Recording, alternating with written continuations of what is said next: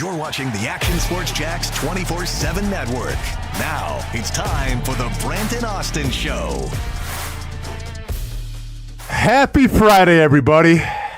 Welcome to the Brent Austen Show. Or for today, we're going to go with the Austin and Casey Show as Brent Martineau. Pitching an away game, going to be in Columbus, Ohio, I believe. Visiting some family, maybe saying what's up to Urban Meyer. Probably. If he has time. You know Brent. Friend of the show, Urban Meyer. That's right. Dude called him the show. Dude wanted to be a guest on our show back in the day. Yeah, I was there for that. And I'm not going to lie, when that happened, I'm like, okay, well, it's official. We made it. We did it. Here comes the prestige. Here comes the notoriety. And then just get on the plane, you moron. And then you know what happens. Yeah, you kind of fell off, and now all of a sudden bragging about Urban Meyer on your show isn't really a thing annianymore. It's almost a disservice. It's a downfall. It's almost a disservice to are you guys the guys that had Urban Meyer on? No. No. That was some other local station that I can't remember the. Yeah, absolutely. So that was not us. But we are also joined today. You know what it is? The human enigma, as we are now calling him. Oh, okay. I was about to say, what's my name? What do I need to put in here? I didn't want to bring myself on cam just yet. Nick in the daytime. Nick, go ahead and make yourself known for the wonderful folks streaming on the Action Sports Jacks 24/7 app and on Twitter and YouTube. Okay. Try to set him up. Nick. Try to set him up. I'm working on it. We had time before the show. We shouldn't have spent too much time talking about nothing. I didn't think about asking this before the show. Nick, we literally said we're going to bring you in right away. This is your time to shine. There was a slight Wi-Fi debacle, so it threw you off. Dropping the ball, Nick. I had to get the show rolling here. And listen, Look, here we are. Hey, there's the human enigma. I love it. I love it, Nick. Looking good, man. Hold on, let's get your camera fixed. You keep coming. I was going to say, can we please get Austin in the show? Well, I mean, let's be honest, man. I move around so much. You do, but bro's halfway in the frame. I'm like, can we do something? That's what we call being animated in the business, I think. But Nick, so supposedly you've had quite the last 24 hours, as have I. I'll let you share your story first, and I'll explain my story this morning. Why I'm a little flustered, why I almost got in a fight at a local gym. But Nick, you go first, man. I mean, the story's probably not as good as yours. But I bet it's more interesting, though, because you're at some kind of like board game tournament again or something. No, that I wasn't. I went on a trip for chocolate milk. Dude, that was a side quest of the trip. It was really to go back home for the girlfriend. The fact that he throws up, it wasn't a board game tournament. It was a trip for chocolate milk. Board games. No. 10 minutes into our show, or 5 minutes, whatever, into our show, and no one can relate to you right now. Through whatever it is. It seems like 10 minutes already. Time's flying by. Nick, where'd you go for the chocolate milk? Like Georgia or something? No, Mexico, New York. What? Yes, Nick, there's a small town in upstate New York called Mexico, New York. Nick, no, you need to Tarantino this thing. Okay, so you went to get chocolate milk, but explain the lead up to that, because this makes no sense that you were in New York for chocolate milk. Okay, so the girlfriend wanted to go home to upstate New York to see the parents for a bit. Okay.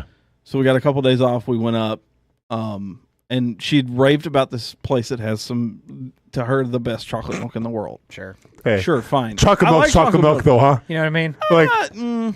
Okay. No, have you ever had bad chocolate milk? Unless it was spoiled, yeah. But not if it's necessarily. But no, actually, True Life, I think, makes them pretty terrible. Wow. Not True Sponsor Life. of the show. True Life. Doesn't even know the brand. Hold on, I gotta think. They make like the protein shakes in the bottle. Dude's gonna have a debacle when he sees the first commercial on the reel today. Yeah. This is Austin Lane for True Life milk. Oops, my bad. Okay, so just throwing random companies that aren't even associated with it under the bus. That's fine. Okay, so you're going to get this chocolate milk.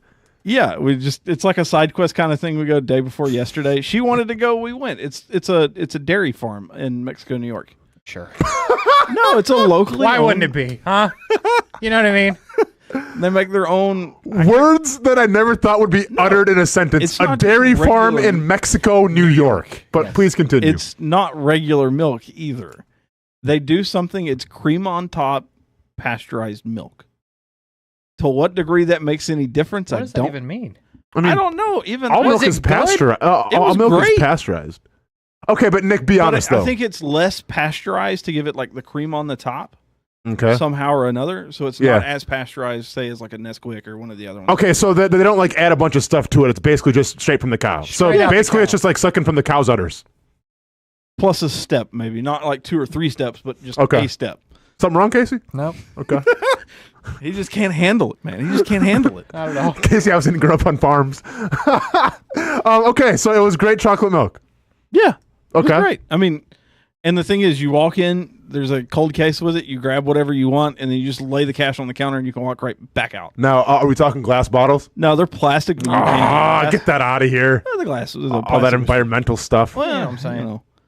I'm But just saying, I was nice. I tipped. We bought tipped? 3 bottles, $2 a piece. You $6. tipped the milk You people? tipped the milk left people? I left a 10, okay? I was nice. It was a cool. Left a 10?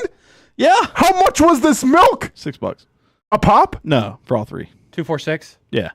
So you left a $4 tip on a $6 milk experience? That's 66%, sir. Now, Nick. I know. I'm asking why. Nick, let's Just 'cause I didn't pretend. wanna You work I didn't have here. anything smaller. Nick, let's pretend for a second Well, I now did, but I just didn't. that your girlfriend's not listening to the show, so you don't have to like hype it up. Later. Okay, let's pretend that the in-laws, the future in-laws, aren't listening to the show right now. No. Was it really worth the trip, though? Honestly, for chocolate milk. Well, that wasn't like the sole part. I know, but I'm just saying you went on your way a little bit. Tip $10. It was worth it. Yeah. Okay.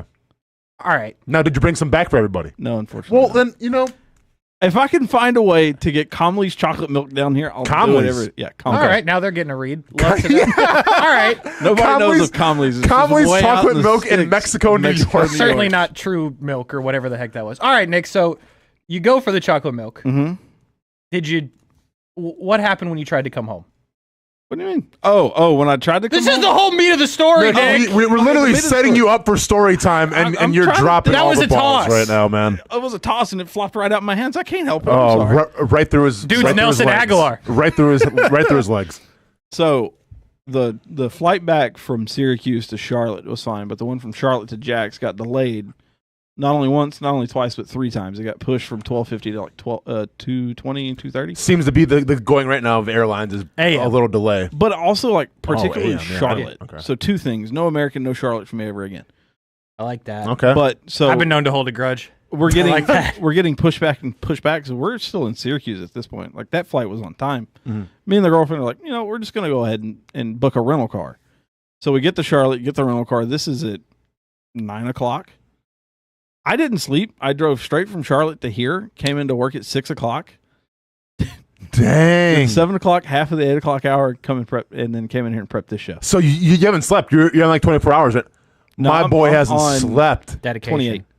You've been up for 28 straight hours. Somewhere around that. I actually feel fine right now. I'm going to crash at some point, but I feel fine. Oh, I can't wait till that happens live on our show. Bro's just asleep on the keyboard. Everything's messing up. It's gonna be over. I mean, dude, are you caffeinated? Like, talk to us here. Uh-oh. Oh, yep. He's going to the man purse. I can't. Wait. That's just a yellow can. Hey, Ghost. Ghost. Yeah, see the Ghost? Ghost That's the Energy. one I Are was those talking flavors? Is that Sour Punch or Sour Patch Kids? Yes. It's the Sour Patch. So Ghost, They make energy drinks with Sour Patch Kids? Yeah. Ghost has a lot of flavors that are like name brand something Sure. else, like Sour Yeah. Even like Patch. protein Okay. mixes have a lot of that stuff. They do have. Now, is Ghost good for you? Or, I mean. Nah, it's not. No, the his best heart's thing. going to explode any minute. Okay. Yeah. Okay. All right. I've Well, already at had least 2 Red Bulls earlier in the night. dude's pushing the limits. I had to get through the night. Dude's pushing the limits right now. I'll be all okay. right. What a legend. All right. Well, I guess, hate Charlotte Airport too, by the way. Yeah, just to it- throw that. Oh, they It's have so- good barbecue in there. Dude, it sucks. Are you talking about? No, yeah, that place I got breakfast from the other day. It was terrible. The barbecue spot? Yeah, terrible. Well, You went to the barbecue spot Hey! in the airport for It was breakfast? 7 o'clock Nick, in the morning. It was 7 I o'clock in the know you're morning. going on 20-something hours of not sleeping, but who goes to barbecue restaurants They for had breakfast? what I wanted for breakfast.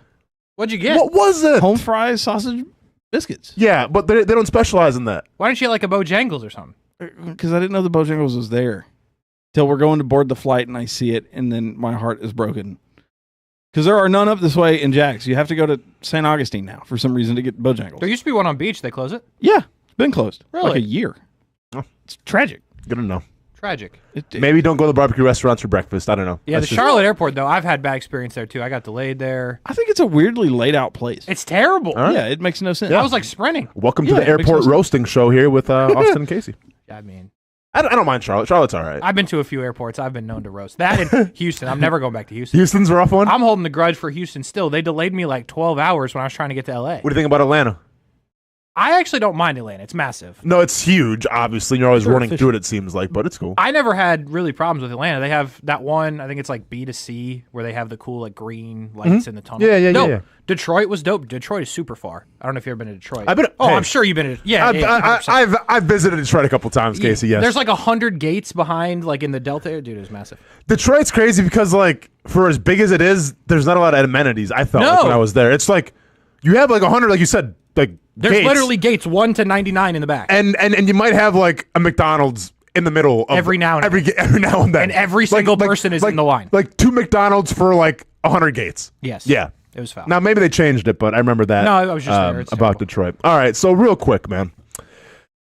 I'm not going to say the gym that I was on. I frequent 2 gyms. This isn't an MMA gym. This is like a family fitness type of gym. So anybody could have gone there. Anybody can go to this gym. And there's 2 gyms that I go to. All right, one's the YMCA, which I've said many times, and one's the other one. When my schedule, I'm running a little behind or like I'm close to the wire, I go to the other one because it's right by where I live. Okay, so I go to this gym.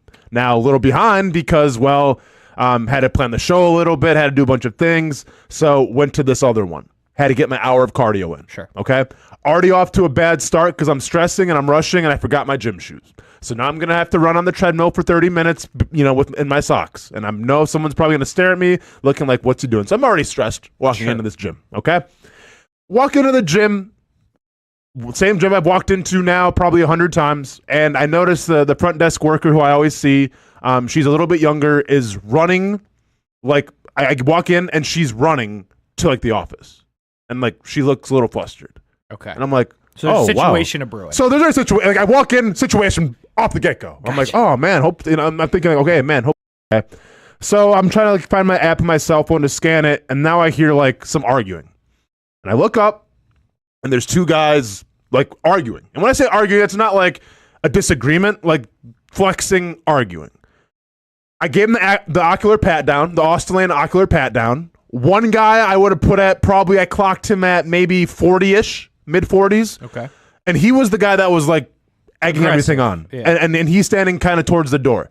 Another guy, I'd probably ocular pat down, put him at 60. Gray hair. Really? Might have done a Nugenix commercial back in the day because guy was in shape. Okay.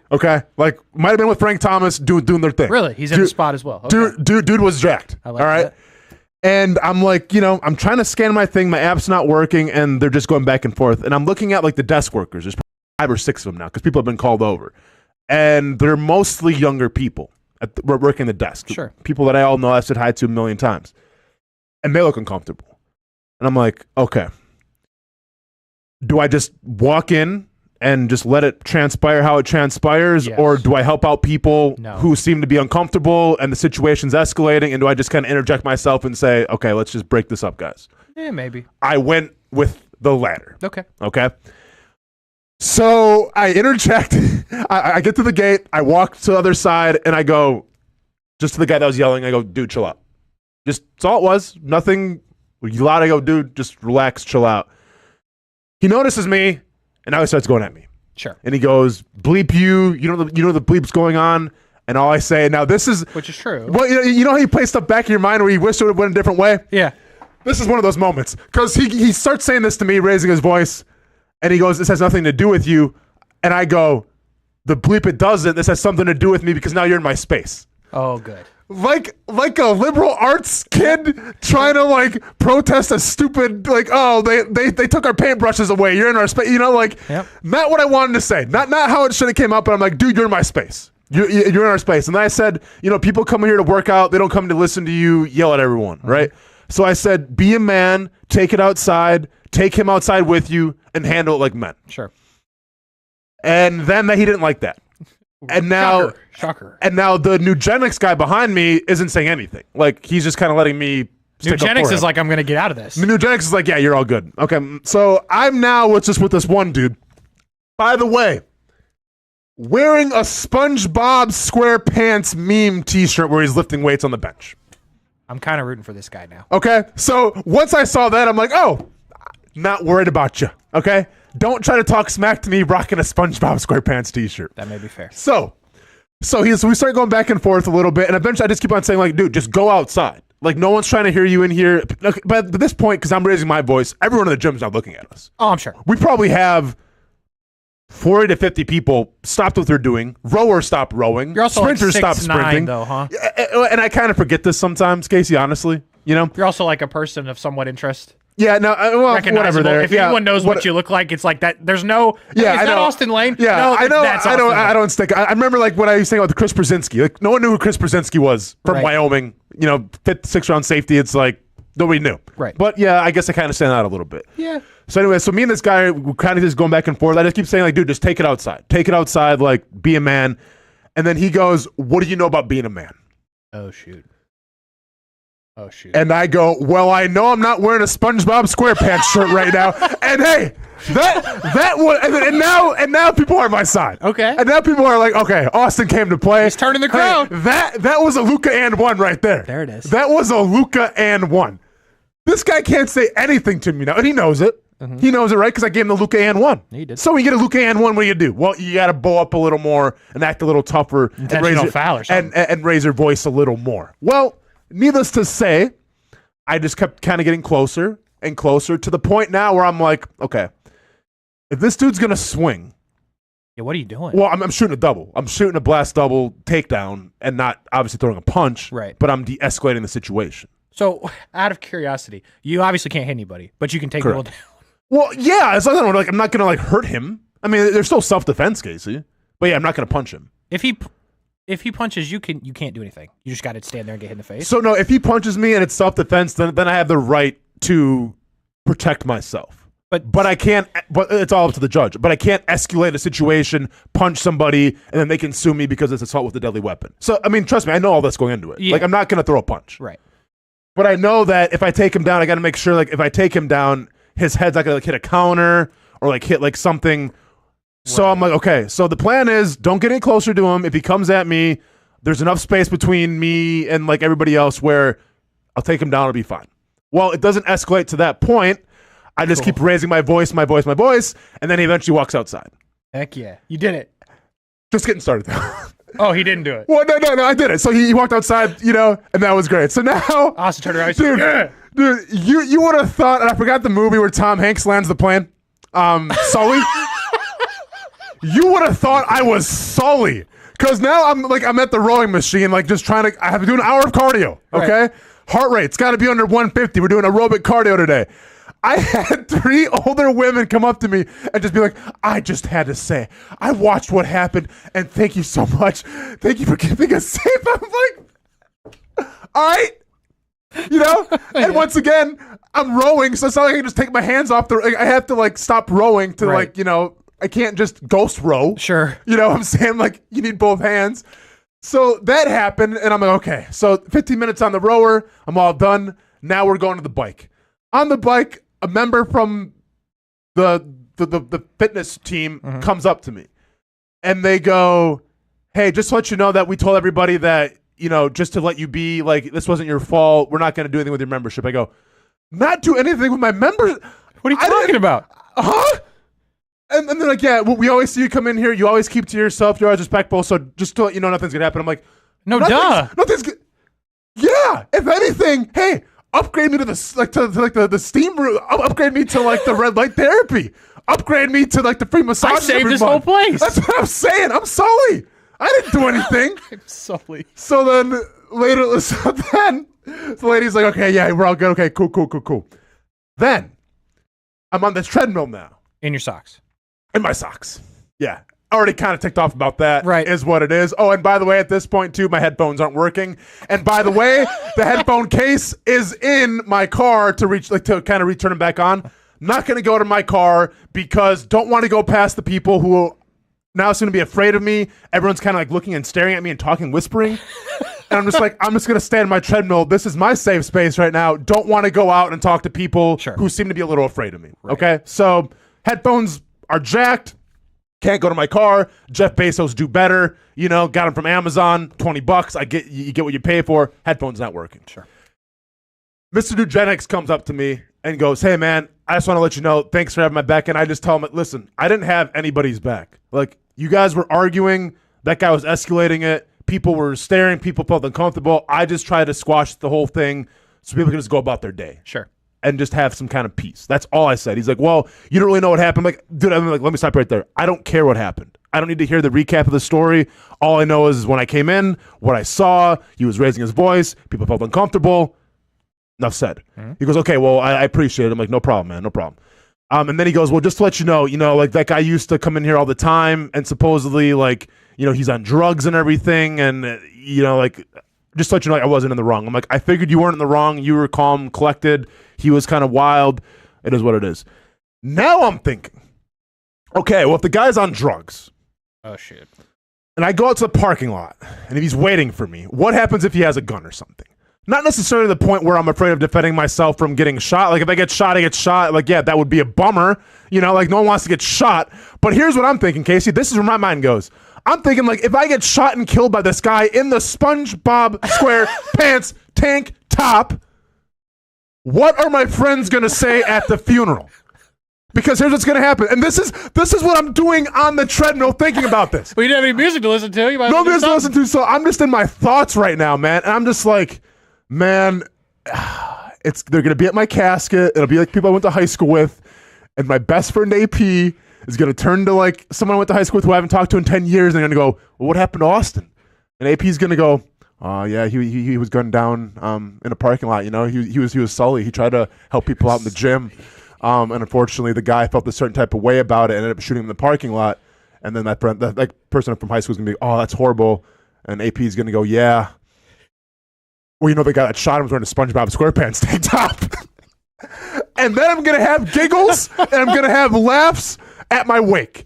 I could see it happening. And then I'm thinking, because once again, no headphones, because Jeff Bezos, it'd do better. Right. Okay? Jeff Bezos, make a better product, please. I know you got divorced and you're showing a lot of money and you're going through that whole thing. Times are tough. Times are tough, okay? I lost a dog in a divorce. I get what we're doing, but we move on, okay? We move on and we get better. Jeff Bezos get better. So no headphones, okay? No headphones right now. And I'm just thinking, okay, what happens if I get shot? The dude's, once again, rocking a SpongeBob SquarePants meme tank top. That would be tough. What happens if he like Dougie's over my, like what happens if he like records it and then he Dougie's over my corpse? And then I'm the guy who got shot, who got killed, who got Dougie'd on, who got stanky legged on, and then I'm a meme. And then my son's got to live with that. Then my son's got to go to school and say, hey, wasn't your dad the dude that got shot, that got Dougie'd on? And my son's like, yeah.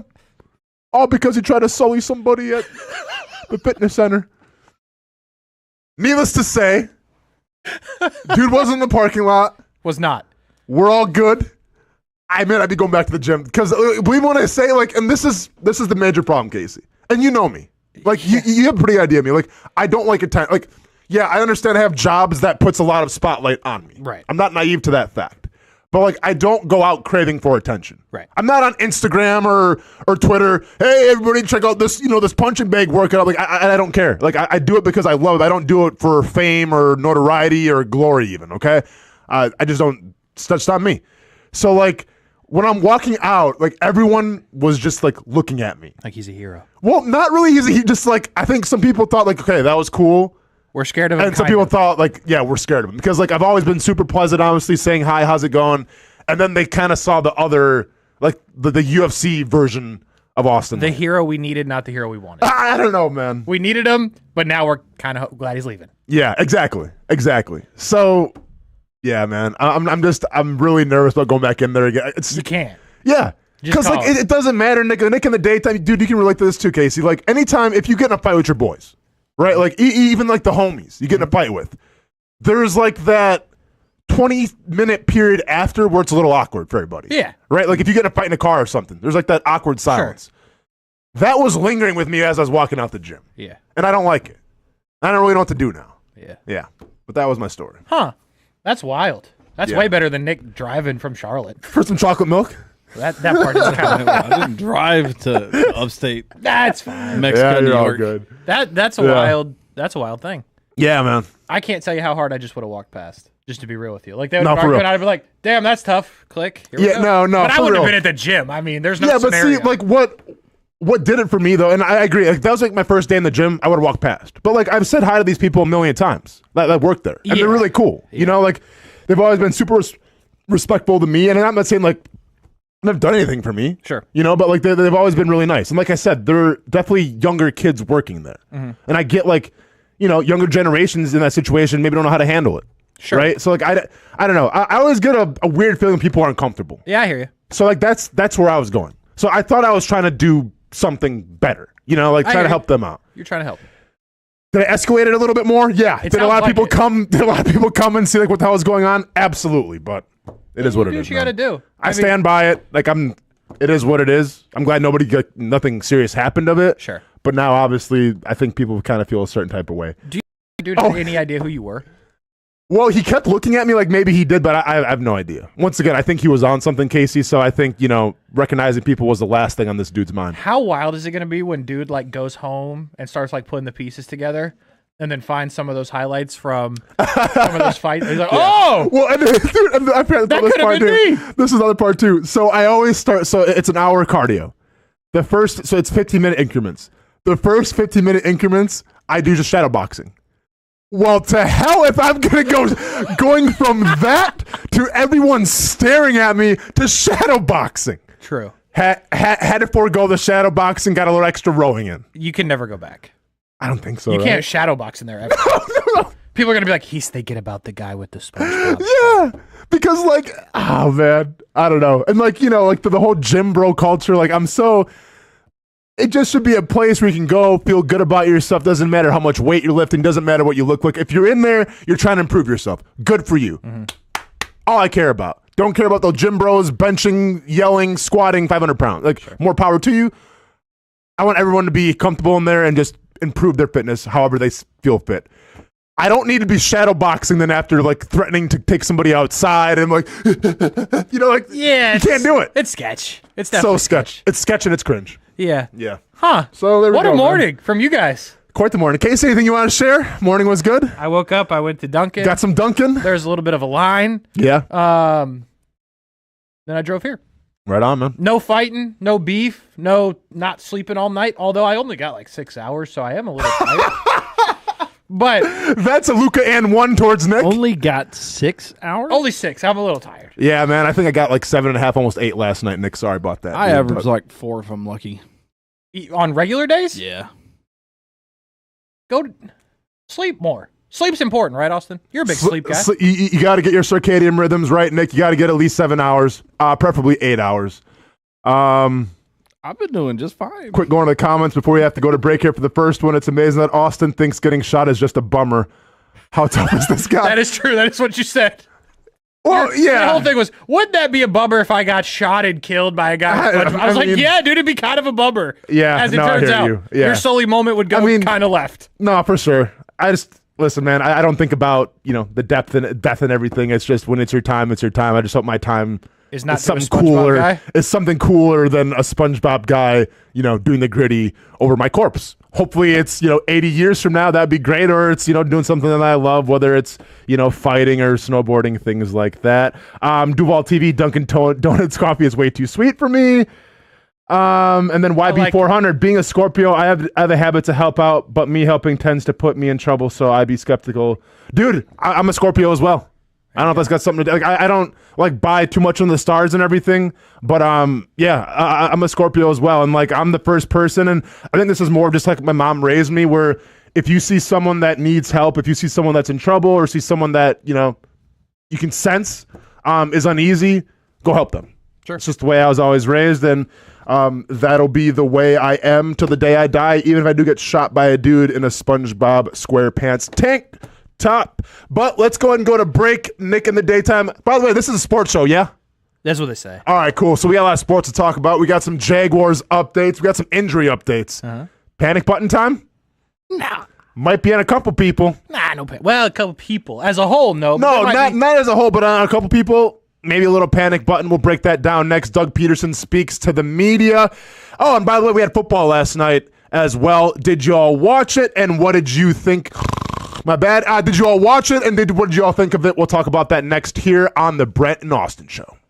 Everyone loves a good game night. Here you don't have to be the host. You don't have to clean up. They bring the food and drinks to you, and you can watch whatever you want on the big screens. It's more than a card room. It's a night full of fun with friends. Best Bet Jacksonville, Orange Park, and now the newest location here in St. Augustine, right off 95 at exit 311. A brand new clean room, a full bar and menu, my favorite sushi in town. And I love the fries too. You don't have to just play poker at Best Bet. That's why I come over here to the table games and play one-card poker. That's a pretty good card and a win. One-card poker is like war as a kid, you against the dealer.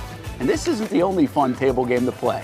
A friendly staff, a lot of fun. It's a good night out at Best Bet Jacksonville, Orange Park, and the newest location in St. Augustine. You can be a serious player or a novice. It doesn't matter. If winning equals fun, you're a winner every time at Best Bet. I'll save you a seat, and I'll see you down here at Best Bet St. Augustine. Oh, man, it is that time. I love being outside, but it is just so hot. Oh, my gosh, I cannot be outside. Well, you know, it doesn't have to be. As a matter of fact, I've got the perfect solution for you to be able to stay outdoors and not look like this guy. GW Outdoor Solutions has the solution that will help you create areas of shade with their automated retractable awning. As the summer months inch closer, the high temperatures will be right there too. With GW Outdoor Solutions, go from scorching to cooling in no time with one simple push of a button. These innovative shade solutions not only provide protection from the sun and rain, but also add style and functionality to your home. Let GW Outdoor Solutions transform your backyard into paradise. Check out gwoutdoorliving.com for your free estimate.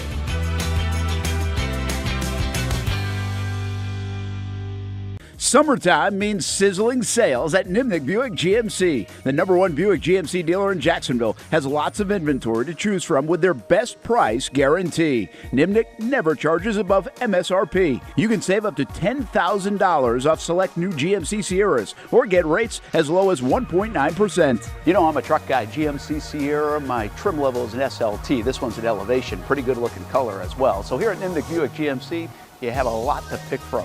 My father-in-law, he drives this, an Enclave, so I feel like that GMC in the family. 2025 is coming around the corner, which means it's almost time to close out those 2024s this summer. You can schedule a test drive at NimnickBuickGMC.com, and while you're there, check your trade value and customize your payment options. Nimnick is there for you, even on Sundays. Visit the showroom on Phillips Highway or shop online at NimnickBuickGMC.com. Nimnick, your friends in the car business since 1941. GMC, we are professional grade. It's hard to put a price on comfort, especially when you use that comfort on a daily basis. But if we're going to put a price on it, how does the lowest price guaranteed sound? Furniture Source is going to have the biggest brands, whether it's Ashley, Casper, or Tempur-Pedic, and once again, it's going to be the guaranteed lowest price in Jacksonville. Right now, my friends at Furniture Source are going to give you the ultimate hookup because all month long, they're making their inventory wholesale price. Check out their markdowns up to 50% off. And remember, since it's Furniture Source, you're getting the guaranteed lowest prices in Florida or your money back. Don't have the cash on you right now? It's no worry. Shop endless options to suit your style and budget and enjoy 36 months off with no interest financing. Why use your money when you can use theirs? Whether it's beds, couches, tables, or chairs, Furniture Source is going to have exactly what you're looking for. Shop the lowest prices in Jacksonville guaranteed. Find the location nearest you at FurnitureSourceJacks.com. It's a new logo, new branding. With Bold City Heating and Air, it's an old school approach. One of the few locally owned and operated air conditioning businesses left in Jacksonville. It's hot, Florida in the summer. You can't do much to avoid it, but you can keep cool with Bold City Heating and Air. It's every customer counts kind of service, from when these trucks have pulled up to my home over the last couple of years and when they pull into your driveway as well. From communication to pricing to the actual service, everyone at Bold City Heating and Air cares about you. You know who is coming to your house. You know they will be well trained and they will respect your home. Air conditioning convenience at BoldCityAC.com. Stay cool while it gets hot. Bold City Heating and Air can help. Don't get caught sweating all summer. BoldCityAC.com. And they have financing to help. New systems starting at $110 a month and $50 off any repairs. Stay safe, stay comfortable with Bold City Heating and Air at BoldCityAC.com. Homegrown in your hometown. Welcome back to the Brent and Austin Show, streaming on the Action Sports Jax 24/7 network. Welcome back to the Brent and Austin Show, or the Austin and Casey Show, as Brent is doing a little early vacay for the weekend. Going to be in Columbus, Ohio, visiting some family, joined by Nick in the daytime, the human enigma. Well, I'm trying to think of something with milk now, too, but nothing came to me. I had literally 5 seconds to think about it, Nick, but I will get back to you with that. Gentlemen, football is back. Yep. In full force. In about a quarter force. Yeah. It's back. It's back. Did you guys watch it last night? They played. NFL preseason. Dude, I was Hall of Fame game. Texans, Bears. I was locked into the first drive. Okay. I wanted to see the kickoff thing real bad. Yeah. That was okay. I will say this. Those Texans jerseys suck. I thought they were the Browns. They're literally and I know they're different colors, but the Browns, like white jerseys, the little stripe on their shoulder could very well be brown when you're not zoomed in on them. Yeah, like when you're showing a close up, obviously it's Texans, but they're terrible. Yeah, I wasn't the biggest fan of them either. They suck.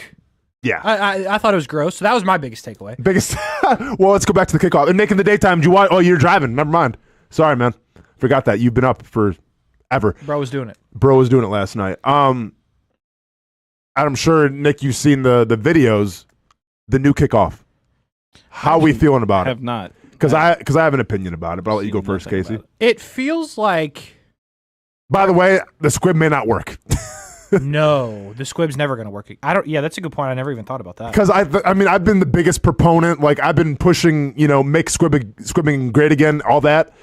You're going to kick it off your own people. Well, that, but also...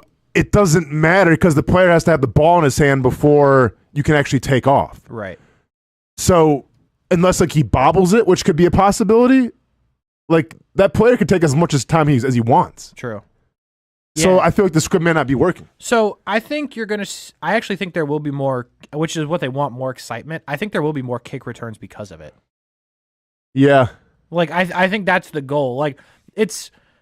It's odd, the whole receiving zone or landing zone, whatever they're calling it, and all of that. It just looks odd. And granted, it's the first time we've seen it, so I understand that it's going to look strange. But I think about the kickoff of the Super Bowl or something, and the moment of the kicker running up and everybody there, and that, the iconic scene, if you will, of a kickoff in the Super Bowl.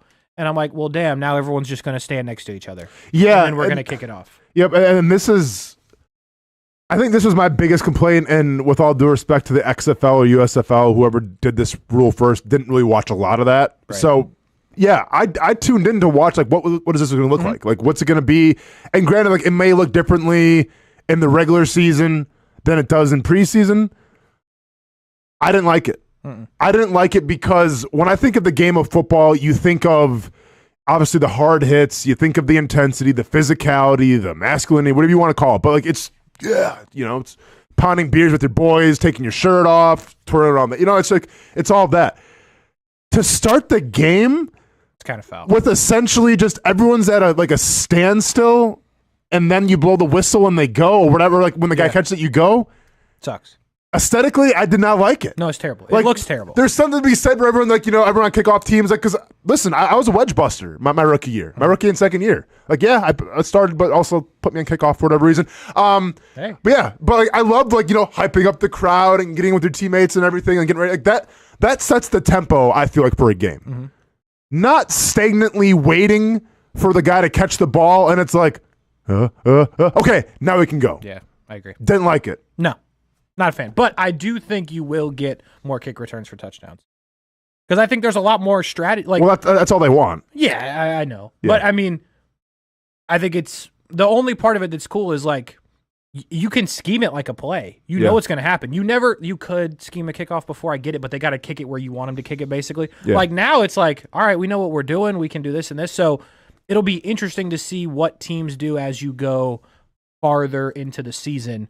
You bring laterals into you could do crazy stuff if you really wanted to. So I didn't love it though. It just looks weird. And I get it. Some people want to say, well, Austin, it's recency bias. It did give it some time, but just give it some time. Maybe we'll get acclimated. I don't think I will. I really don't think I will. I just think that the way that it looks on TV, and I'm sure it'll look the same in the stadium, I didn't know how important the kickoff was, honestly, until I saw it changed. Yes. And now it's just, I can't co-sign on it. I can't get behind it. I'm all for player safety. And if we have to sacrifice what this looks like for player safety, then so be it. But I don't think player safety was at the forefront here. I think trying to make exciting NFL plays, score more NFL points was at the forefront here. I agree. Regardless of what anybody wants to tell me. Yes, I agree with that. But also, the kickoff, although it is iconic, is irrelevant. Yeah. 99% of the time it's through the back of the end zone, unless you're the Jags for those couple of years when they didn't have a kicker that could make it to the end zone. So there was that. But I don't like the way it looks. I think it has potential. Don't love it today, day one in, but I think there's potential for cool stuff to happen. And here's also what I hate. I hate the fact that you can't kick an onside kick until the fourth quarter. That's stupid. That is stupid.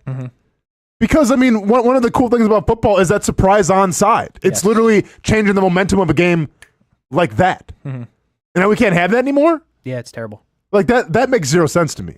I get it. Like, onside kicks are always risky, right? But if you want to risk it for the biscuit and try to surprise onside, all right, either you get the ball back, a giant momentum swing, or the other team gets the ball on the 40, 50-yard line. And that's on you. I don't like that rule. To be honest, there's nothing you can do because if you change that rule back, you got to change the whole rule again. I know. think because your dudes are so far away. So you're not going to hit them with the, hey, can we get everyone to line up regular? We're not on side. We're not going to. Can we just line up like we used to? Nah, we're just goofing. Hey, guys, just be cool here for a second. Just line up like you usually do. Nah, it's all good. Nothing's happening. Surprise, yeah. Yeah, so that's the part and there's no real, I don't know how you would adjust that. Like if it goes poorly this year and they get bad feedback of that, I don't know what you do to fix how you can onside kick because you'd have to line up differently, I feel like. Yeah. So, the other big news, too, are we taking Colin Johnson now in the first round or second round of fantasy football? Dude had 3 catches for 56 yards and 2 TDs. We've seen this story a million times, all right? We can call it the Quincy Williams effect here. You leave the Jaguars, you go on to be Jerry Rice. That's basically. Yeah. Obviously over-exaggerating, over-embellishing a little bit, but Colin Johnson. Good night in the Hall of Fame game. Yeah, good night in the Hall of Fame game. But I think we talked about it when he was here. Like, there was obviously potential. Big dude. I liked him just from his size alone. Yeah, you had something there, and ironically, it was the thing that the Jags have been missing forever. Now, granted, I'm not going to sit here and play the game of if the Jags would have kept him, he would have turned out to be good. But it's easy to kind of pick at now that he's gone. And hindsight's 20/20. They let him go for free. But now I'm going to be watching and once again, do you think Colin Johnson actually gets media? Injuries do happen, but. They got Odunze, they got Keenan Allen. They just signed DJ Moore to a big contract. Why wouldn't you keep him though? I think they're going to keep him. Yeah. How can you? He's not going to make an impact. It's you don't think he's going to actually get in and get rep just from his size alone? Unless Keenan Allen gets hurt, which is possible, seems to happen. Crazier things have happened. But where are you putting him? Like who are you taking out? Of those 3, you're not. Yeah. I just think some red zone packages maybe because it's his size. Big. You saw it last night. He used the size to his advantage. Yeah, they're dangerous in the sense of they have guys that can fit every need. They've got a ton of speed in their backfield. They've got big receivers. They've got fast receivers. Their tight end's big. They're sneaky on paper good. I don't know if they're going to be on the field good. Yeah. But sneaky, they've got a lot of pieces on offense. I know they have Cole Kmet, and obviously I'm taking Evan Ingram over Cole Kmet every single day, twice on Sundays. But do you like the Bears wide receiving core where they're at right now better than the Jaguars? You almost have to give the advantage to the Bears, right? If you could put Trevor Lawrence behind the receiving core, and I'm not going to say Houston because obviously we know what Houston has, and Houston might have the most depth of any wide receiving core in the NFL. But you taking DJ Moore, Odunze, Keenan Allen over Christian Kirk, Gabe Davis, Brian Thomas, you have to, right? Yeah. Because you got the same. The higher drafted first-round receiver. You've got Keenan Allen, who has the best resume of the group. Of anybody, yeah. DJ Moore just got the absolute bag. Not that Christian Kirk didn't, but DJ, in terms of explosiveness, with all due respect to Gabe Davis, till we see more here in Jacksonville, I like the explosiveness more of DJ Moore than I do of Gabe Davis. Because I think DJ Moore, you can kind of do more things with him. Sure. I agree. So Pun intended. I would take the Bears there, and I agree with you on Evan Ingram, but I think Cole Kmet is good. I like Cole Kmet. Yeah. He's not Evan Ingram. He's not Evan Ingram. But he's solid. Yeah. He's been on Casey's fantasy team multiple times. Yeah. And he's either 4 catches for 8 yards or he's 10 catches for 6,000 yards and 6 touchdowns. You say who? Yeah, I'm kidding. Oh, I was good. Holy cow. What a debacle. The game itself, in terms of the football, Davis Mills, cool. Thanks for participating. Yeah. Tyson Bagent, awesome. Thanks for participating. Case Keenum, shout out to you being the second quarterback in the Hall of Fame game, 3rd on the depth chart, so good for you. But, I mean, the good news is the football's back, so that's cool. Football is back, everybody. And then did you have an issue with like how the management was being handled of the quarterbacks? Like obviously didn't see any of the starting quarterbacks play. No. Didn't see any of the starters play. I mean, this is just what it is, right? Yeah, that's what it is. Yeah. I think at some point Caleb Williams is going to play in the preseason. He has to. You can't be a rookie quarterback and have your first game be in the regular season. Like that just doesn't. He'll play a little bit. I wouldn't play CJ Stroud. I'm a believer, and there's no reason. I know you put this in the text, but I wouldn't play my dudes in the preseason. Like, dudes are getting hurt so often. Dudes are getting hurt in camp, too, so I understand the argument. If they could get hurt in practice, they get hurt in the game. Yep. But if I'm the coach, I'm not putting any of my guys, as long as you're not talking rookie quarterback, because then you do, I think, need to play him. But if I was talking about the Jags, there is no scenario where I'm putting any of them out there in the preseason. So none of them. Wait, so you're Brian talking Thomas Jr. Okay, so like you're talking about Saturday, August 10th. You don't want to see any starters out there against the Kansas City Chiefs. No, don't even show up. August 17th. Don't even show up. So you don't think anything, Casey? Nothing. Man, I mean, I'm going to say this. I understand that we worry about injuries, and we see this in every single preseason. I mean, we saw it last night. I forgot who the guy was, but I think he was okay, though, if I'm not mistaken. The guy from the Bears, I believe. Mm-hmm. Got helped off the field, but it was all right. Remember the Texans? Dude, it's preseason. It's I wasn't paying attention, all right? There was other things on, all right? We had the Olympics and Simone Biles, and there was Terminator 2 was on Sci-Fi, so I was watching that as well. Yeah, but I do like getting your guys some reps, especially number one, you have a new defense this year in Ryan Nielsen. Well, I get it is a reincarnation of the 85 Bears so far at practice. Right. And that's fun, but we got to see more of it in the preseason. And then the games where they're not the most meaningful things, but they're a little more meaningful than practice. So like I wouldn't mind having the ones out there for maybe a drive or 2 drives just to showcase like, all right, guys, let's get our rhythm down because yeah, you have great players on defense. You have studs at the edge. But they have to play together still. Sure. And they have to find out where they fit in this defense. And it's one thing to do it on a board. It's one thing to go through a playbook and say, all right, I got this gap, you got that gap and everything. But it's another thing to actually do it with live reps. So I'm not opposed to having the ones out there. And yeah, Josh Allen, Trayvon Walker, I get it. Don't need your reps, but I want to see them in the defense at least. So when it's week 1 against a high-powered Miami offense, you at least have some kind of chemistry, some kind of simpatico where you know what you're doing. Yeah, you know more than I do, so I'm definitely not going to say you're wrong, but I'll take my chances week 1. I hear you. I just will. Like the way this is going, and they could just as easily get hurt in practice as they could in the game. I get that. Yeah. But if you're going to, in my opinion, anytime you're in practice, I know they don't hit each other often. I think they are today. They are, yeah. But I think there's a part of it where it's like, this is our team, and when you go line up against somebody else's team, they don't give a damn about you. And if you get hurt. You know what I mean? Yeah. Nobody's trying to hurt anybody in practice. And I'm not saying people are trying to hurt each other in the game, but I'm not doing it. I wouldn't put the guys out there. I'd put Brian Thomas Jr. out there because he is a rookie. And I think there are some circumstances like if you had a rookie center, I would be on board with you putting the rookie center and Trevor Lawrence out there for a drive or 2 to get that timing down. But Mitch Morris is a veteran. So I'm not worried about that. He doesn't need a game rep to work with Trevor Lawrence. Okay, but what about Brian Thomas Jr. and Trevor Lawrence? What about Jr.? Gabe Davis and Trevor Lawrence? Hey, practice. No. Ain't the same though, Casey. Give me Brian Thomas Jr. and Mac Jones. We'll see you out there, fellas. For one drive. One drive, and then we'll get Beathard. Listen, injuries can happen anywhere. Whether it's on a preseason game or a practice field, we all know this, right? I'm not breaking any news for anybody.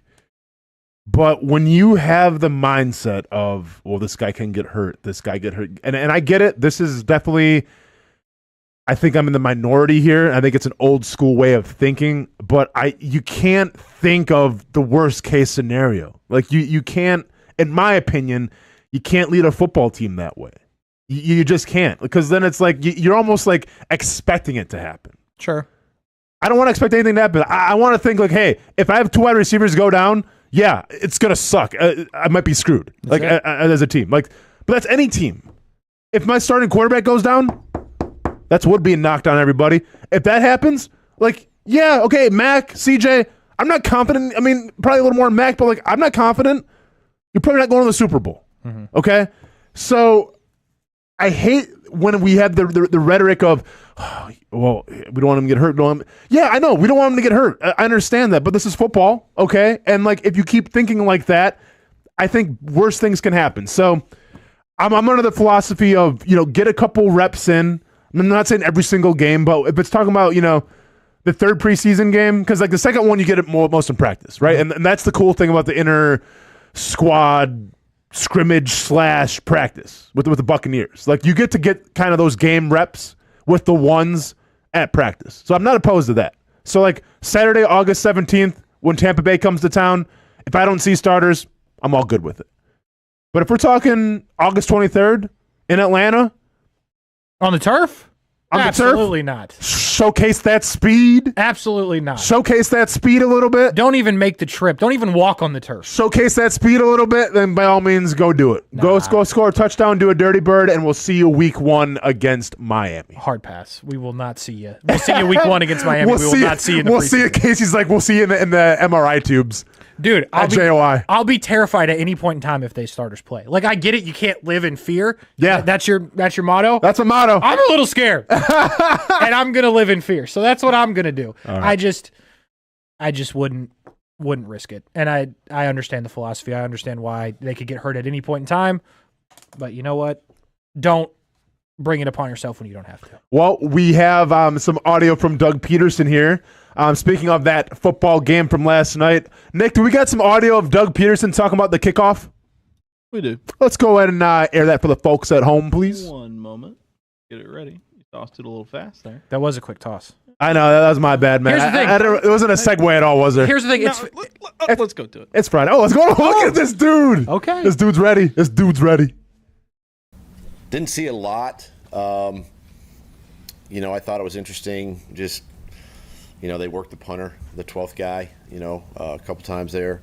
I think there was some movement early I think the Bears had some movement, early, and it's going to be new, right? And I think you look at it, and obviously a shortened game, but you look at it and you just try to see if there's anything when you watch it, any takeaways that we could possibly get from it. Both teams didn't show a whole lot. I think they were just trying to execute the drill, quite honestly. And I don't think the actual yard line moved much. I don't think it got past the 30 much. The ones I saw. So it's going to be interesting. Everybody's in the same boat, kind of figuring it out. Do you think Doug Peterson actually watched the game last night? No.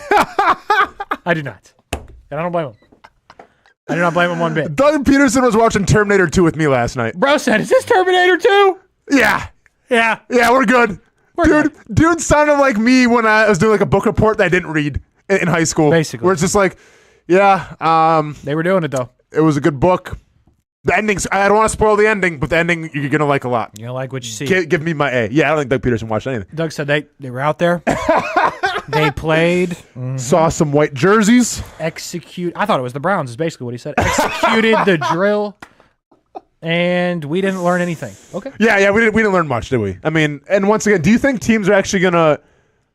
I guess this is the question that comes from it, Casey, and he kind of alluded to this a little bit. Do you think there's some master plan to hide what you're trying to do? Yes. I do actually believe that. What's it going to look like? What can you possibly do? Dude, I don't know. I mean, I saw the squib kick, but I don't think so anymore. I think Devin Hester would feast in this. I'm telling you, there's going to be ways to do crazy stuff. So you're saying reverses, pitches, maybe? I think it works here because you're... Rugby style tosses from behind, that'd be sick. Laterals. That'd be dope. Yes, yeah. I think you'll get to the point where you get all that because people are so fast these days. Everybody's got speed. Even the Jags have speed. This is what I hear. Which tells you that things popping. So can you? I mean, Travis Etienne doesn't return kicks. I understand this, but you get a dude with that type of speed, that type of pull away. and you throw him back there with another dude that has the same stuff, like you could do stuff like that. So I think I don't know how early on, but I do think there is a master plan, if you will. And I think it goes both ways because on defense, you got to figure out ways to. And this is my question for you then, Casey. This is going to be a game of speed. Yeah. Okay. And like, I don't want to speak for every single NFL team out there, but predominantly, your fastest guys on the team are usually probably going to be some of your starters. Okay? On defense, I'm saying here, or even offense. Do you use those guys then on defense that'll be making the hits? Do you bring some guys who have speed on offense like you would in a regular kickoff? Yeah. And do you put them in this scenario now where, there could be a lot more live rounds because guys will be trying to run the ball back? I think because you said about injuries. No, I agree. Okay. No, I agree. There's definitely a high probability of that. But I think my thing here, and I don't know this, but my question would be, what is the impact on a regular kickoff if you're a wide receiver but you're a gunner, right? You're going to try to make the tackle.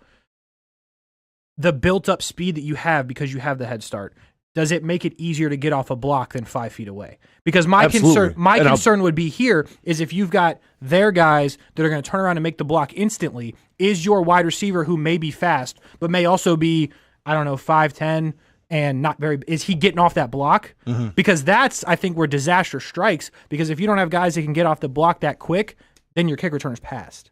So I think that's the interesting game that teams are going to have to play, and I just don't know what that looks like getting off the blocks that quick. Yeah. Yeah, so, I think that's going to be a big decision for coaches now, is do you put a lot of your starters on these teams? I think or do you defer to the depth? Do you defer to the special teams guys? And just play it as it is. I think there's got to be some starters out there. Because I'm telling you, this is going to become a weapon play, if you will. I think teams are going to be scoring off this. Good teams, good special teams are going to score off this. I don't want to say often because I haven't seen it enough. Yeah. But it feels like it can be schemed where in my head I was like, the kickoff before was never that schemed. No, it's athletes being athletes. Yeah, so watching it last night, and that's a good call. Like watching it last night, like when you watch Devin Hester do his thing, yes, obviously he had great blocking, but his vision, his elusiveness, there's a reason why he's in the Hall of Fame, right? Did he get in? Yeah, I think he got in. I can't remember if he got in or not. If he's not, he will be. He will be. And there's a reason why he's probably the best to ever do it at that position because he just had the vision, but whatever reason, wide receiver didn't really work out well for him, nevertheless. Yeah, I see now where it's like there's going to be a lot more opportunities for holes opening up, and a lot more opportunities for that elusiveness, the quickness of your returner to make a big play. Yeah. So I guess that could add a wrinkle to it, and that could be fun to watch. And fantasy football now, special teams even more of a big deal. Think about that. True. Now all of a sudden fantasy football teams are just like, ooh, a couple extra points. There's an extra 6 points for my special teams and defense. So we'll see. Yeah. We'll see what it looks like. Once again, you can't really go off of that. And I agree. I think you'll see wrinkles in the regular season. You'll see different things in the regular season. And now it's about who's going to have the magic formula and who's got to copy off that magic formula. Real quick, and then we'll get ready to go to break here, Nick. Some injuries have come to light a little bit. We teased this during the break. I don't want to go into another break and not deliver on said tease. But we have a couple players here, and let me go to the list that Brent sent out. So right now, injury updates for today, Friday, August 2nd. Cooper Hodges is out with his back still. Stephen Jones has a calf. Dewey has a knee. Anton Harrison in concussion protocol. Yikes. Yeah. Players returning today were Keelan Robinson, individual drills. Adam Gotsis is coming back, but no contact from his stinger.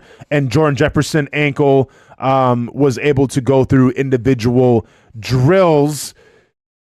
The big name on this one right now in terms of injury, Anton Harrison obviously is a big name, but concussion protocol, maybe a couple weeks. Hopefully you're back. No lingering after effects of that.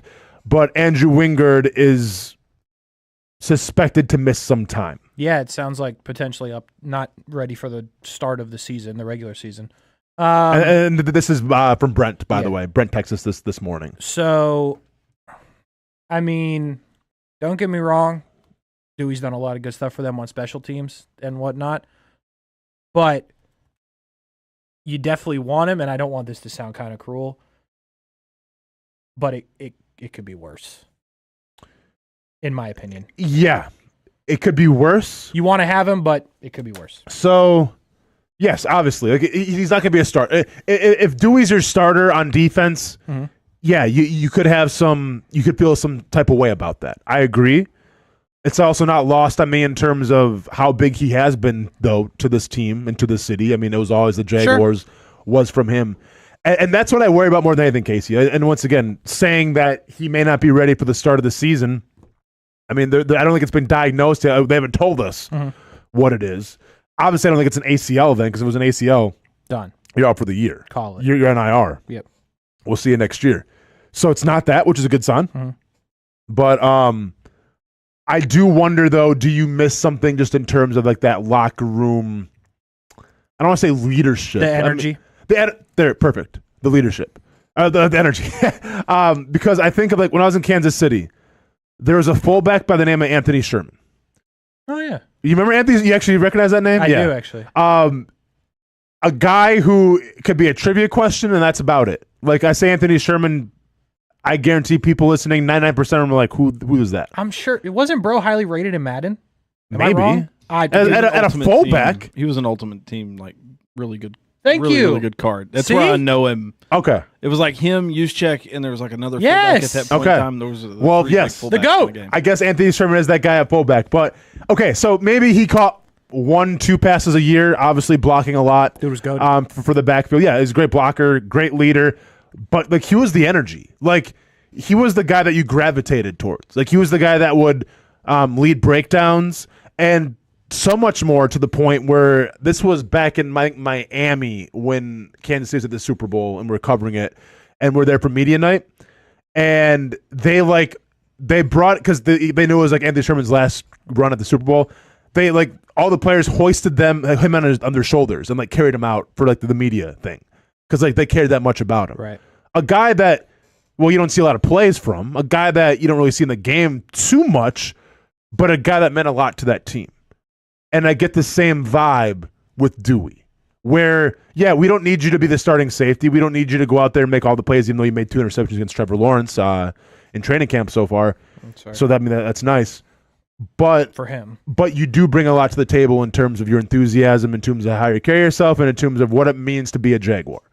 And I hope that they get that back when the season starts, and it's not a lingering thing where he's, on IR for a bit. And, like, yeah, you're part of the team, but you're not really part of the team. So I hope he'll be all right. Because, once again, he may not offer the most on the field, per se. Special teams he does. But he offers a lot more just in terms of the energy, like you alluded to, Casey. Yeah. Yeah, no, I think it's a good call. Obviously, you don't want to see dudes get hurt, but as you documented earlier, at times it does happen. Yeah. So hopefully they can get him back quick. And then hopefully the Anton Harrison isn't a lingering thing. Yeah, of course. Because it feels like, and you got a long way to go before you play Miami, so he'll be out in, hopefully, fingers crossed, he'll be out before then. But you've seen this stuff linger for guys. No, yeah, I mean, listen, like, hamstrings can make you nervous because the lingering, like you can pull a hamstring and then all of a sudden it's like you pull it like the whole year, it seems like. There's other injuries, but like, yeah, concussions, especially nowadays, which I mean, and it's great because like, I'm glad that there's so many checks and balances you have to go through to get through a concussion, because that's the way it should be. Shouldn't just be, oh, I'm a macho man, like put me back in there, coach. It's all good. Like, no, this isn't the days of varsity blues. Okay, we're past the point of that now, right? We're trying to take care of ourselves, try and take care of our brains as much as possible. Yeah, I mean, I hope it's nothing lingering, and I hope he's all right. But it does make you a little nervous when you see concussion protocol from Anton Harrison. Yeah, so hopefully he gets better quickly. Good to go for the regular season is obviously what's important, and that he is healthy. Saw him at UPS store the other day. Really? Yeah. I was in there with like 18 returns for Amazon. Yeah. Big dude, huh? Big dude. And I'm like going out the door and dude's walking in. I'm like, this is definitely Anton Harrison. So I pulled the door. So thanks. I was like, yeah. I got you, dog. I got you. You asking for an autograph? I didn't. Did you have him sign something? No. I did not. No, I got you. What's funny is if you looked at my car right now, you would say you didn't clean it. But it was a lot worse before, and I actually had Jags Minis in the car then. So I go back to my car, and I'm like, dude, I got the Jags Minis. This is going to be the most awkward thing that Anton Harrison's ever experienced. Hey, remember how that door opened for you? Mind? Yeah. And I didn't have the minis. All I had was a full size. I had a full size, and I was like, you're not gonna use a full size on Anton? Here's the thing. On tackles, right? Just they don't sell. You can be honest, Casey. Not like that. You ain't gonna hurt his feelings. Well, let me ask you. If you were to go look for an autographed helmet of a Jags player, if I was a kid, if you were in the market for that, how far are you going down before you get to Anton Harrison? No disrespect. Yeah. Bro had a great season. Well, my son would want a Juwan Taylor one because like my son is obsessed with Juwan Taylor because he was so nice to him at training camp when I took him a couple years ago. News, Austin. Yeah, I know. He saw it to Ronan, man, and I tried telling him like, dude, yeah, because I told the story to Brent. He wanted to wear 75 and Pop Warner. Really? Because Juwan, and I'm like, hey, pick a new number. Your dad's not going to support you playing offensive line. It's boring, especially in flag football. Well, like Pop Warner played football. Yeah. Juwan Taylor, though, by the way, all-world good guy. Yeah. Good dude. Yeah, I mean, he was always cool with me and my son, so I had nothing bad to say. I was happy him. when he got paid. It didn't go great for him. Now, Kansas City feels a certain type of way about that. Bro got the bag, though. Bro did get the bag. But yeah, to answer the question, Casey, yeah, I would say Anton Harrison in terms of autographs that I would be searching for on the full-size Jaguars helmet. It's probably down the list a little bit. Yeah, and the full size was already like $100. I got you. So now I'm in deep. Is this the full-size retro, the full-size original, the full-size white? The no, shell it's old. helmet? I've had it for a couple of years. Gotcha. It's the new logo, but it's definitely, all right, normal. All right, Nick, let's go ahead and go to break here. When we come back here on the Austin and Casey show, we break down training camp today. Some big news out of training camp. We have actually Jason Hamby, our man on the street, giving us some juicy details, and we may have seen something from this offense that I call, though, I don't know, day one of training camp. And it's hard to be humble around here, Casey, when you're right. But yeah, get ready, everybody. I'm about to gloat because we have some new formations and some new looks in this offense. We'll talk about that next. And also some more Doug Peterson sound bites here on the Brent Austen Show. We all have our favorite spots in town to eat, drink, and have a good time. And once in a while, we try a new spot. This new spot will soon become your favorite spot. It's 1937 Spirits and Eatery in San Marco. Where else can you get unicorn fish? It was really good. They have local fresh seafood. Try a terrific burger or a Jack's Hot Chicken sandwich. The ambiance is perfect for any occasion. The idea here is to have fun, have a good time. Whether you're chilling out on the couches, cozying up to the bar, having lunch or dinner, it's a throwback experience. 1937, when going out to dinner was like going to a party. They even have a photo booth. Who doesn't like a good photo booth? We recently brought the entire team out to try it, and everyone said, I'm bringing my significant other here to try it as well. The new spot becomes your favorite spot. Make 1937 Spirits and Eatery in San Marco your new favorite spot.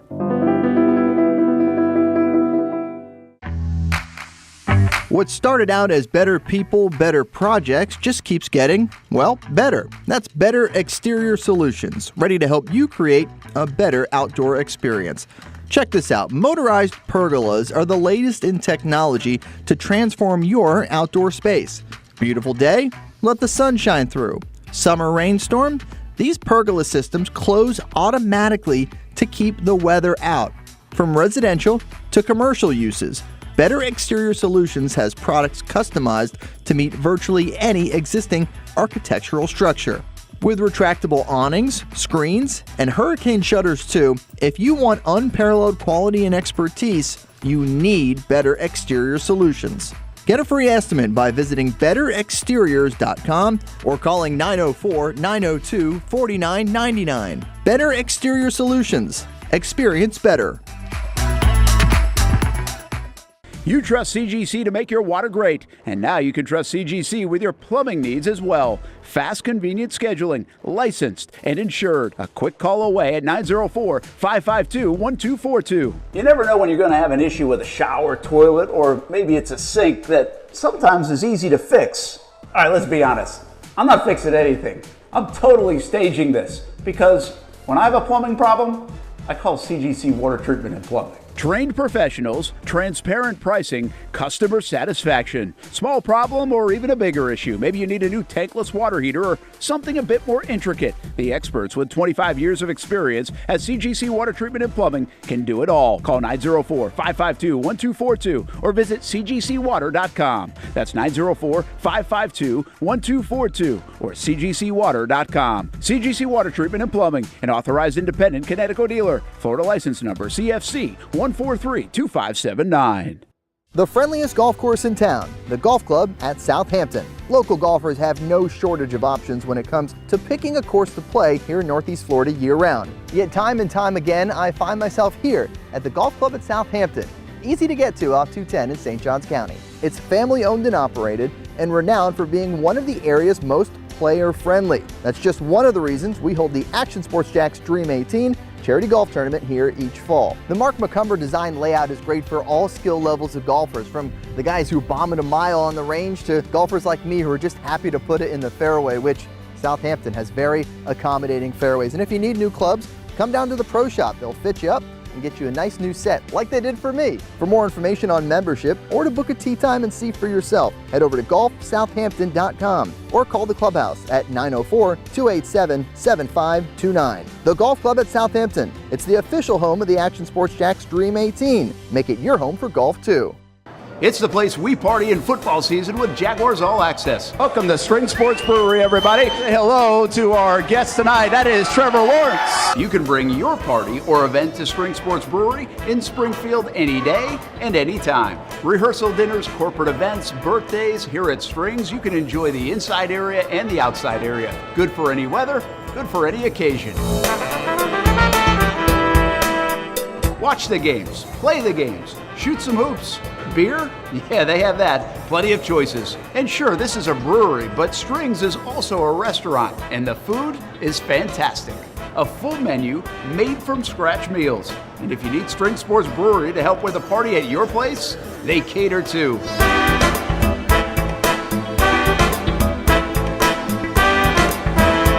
Family, beer, food, sports. Spring Sports Brewery in Springfield. Welcome back to the Brent and Austin Show, streaming on the Action Sports Jax 24/7 network.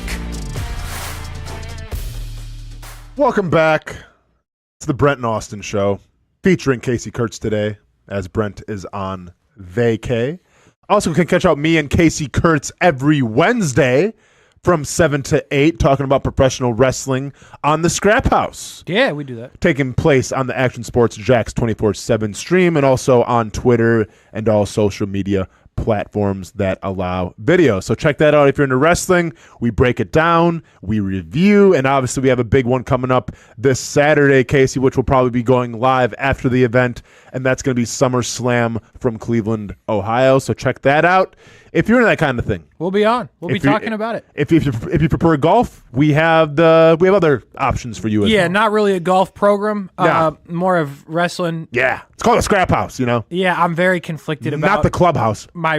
That's fair. Yeah, I'm very conflicted about my some of my wrestling takes from last week at this point. So if you go back and watch last week's show, this week's show. Yeah. You know. Yeah, and maybe we'll get into that a little later on the show in terms of some of your takes. You know. Some people may have said some things on the internet. And, there may be, and we'll probably talk about this later on the show. There's something happening on Twitter. Yeah. Regarding, an Olympic event of boxing that seems to be taking all the polarization right now of sports. And I think it's naive if we don't at least give our 2 cents about it as well, because it is probably the biggest story going on right now. But that'll be later on in the show. Saturday night, though, we'll be here. Saturday night here, though, we'll be here, and we teased it, so let's get into it in a second. But we teased the Jaguars practice. A lot of things happened today. Not so good things, some interesting things. We'll break it down in a second.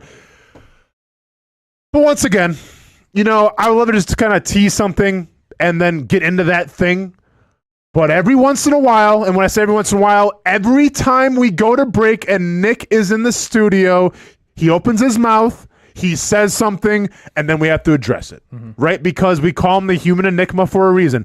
And I don't know how many times I have to get on my soapbox and say, will somebody get this dude his own podcast, his own show, because he's earned it. Okay, like this isn't some kind of facade that Nick is putting on. This is a lifestyle that myself and Casey do not understand. No, sir. But here we are again, breaking down another thing, involving cats this time.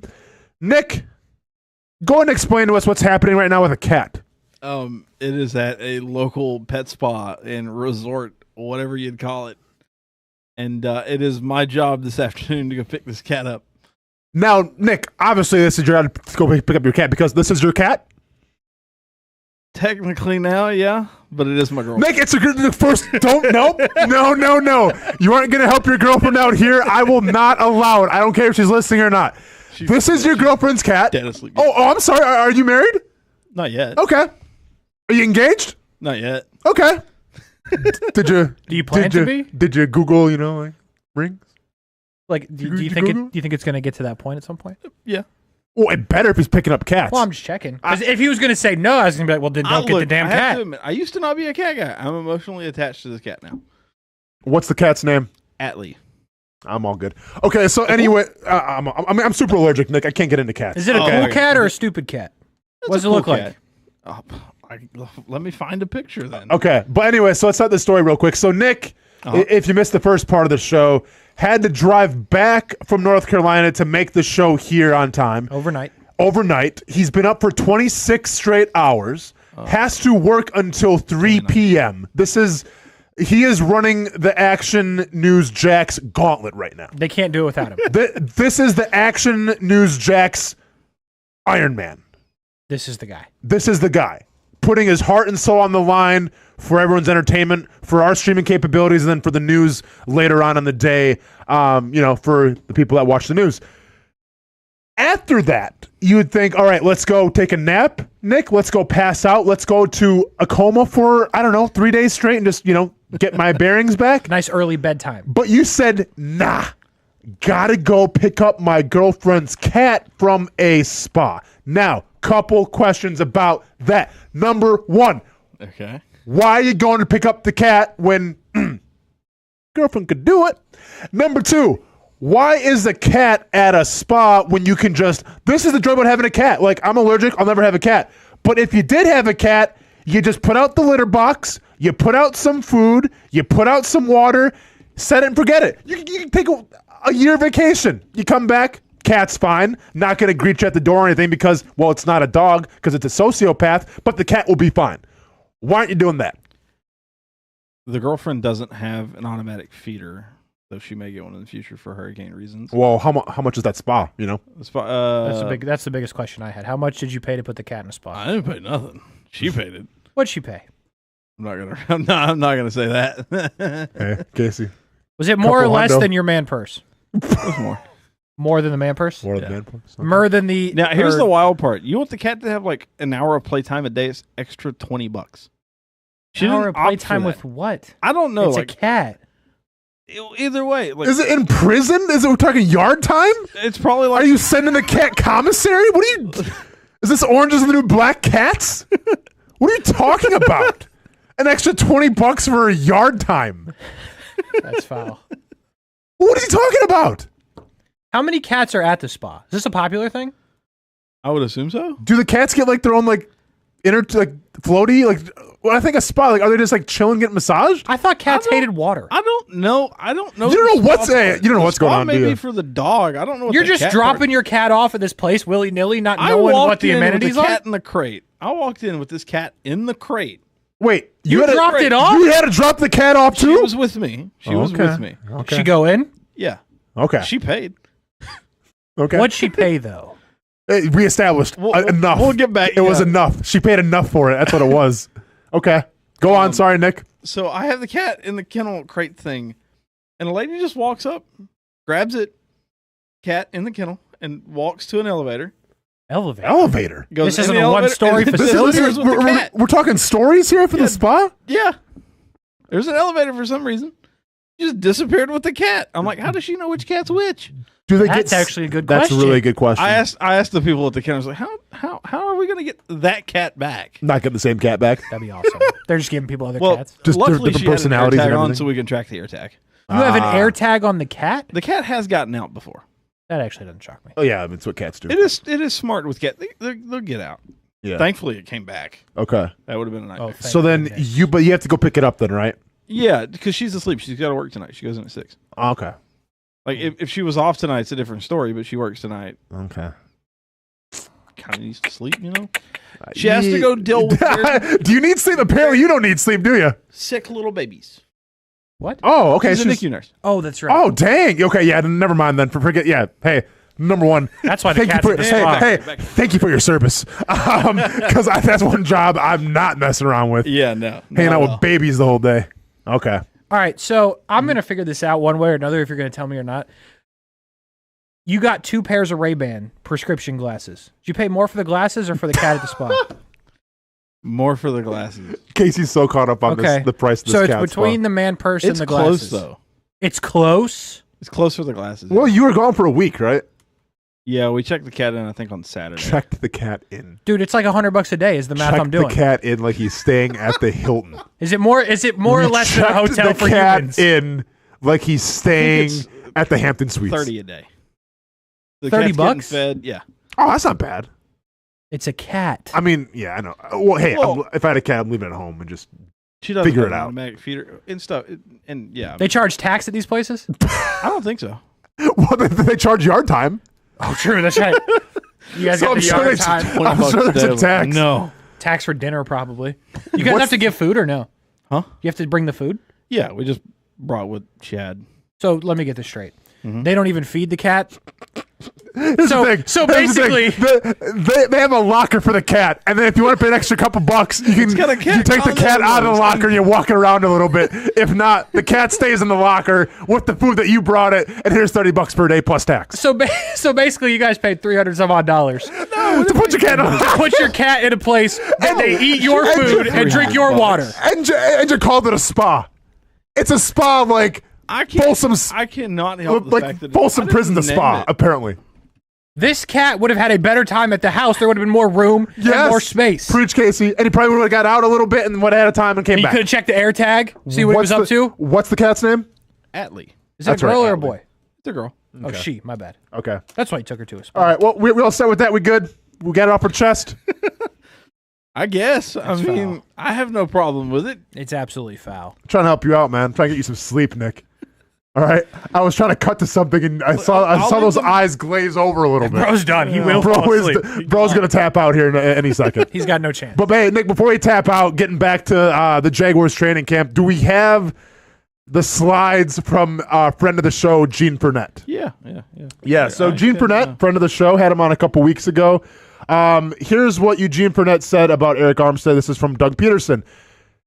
Peterson says Eric Armstead is close to coming off the PUP. Okay, take the hand off the panic button.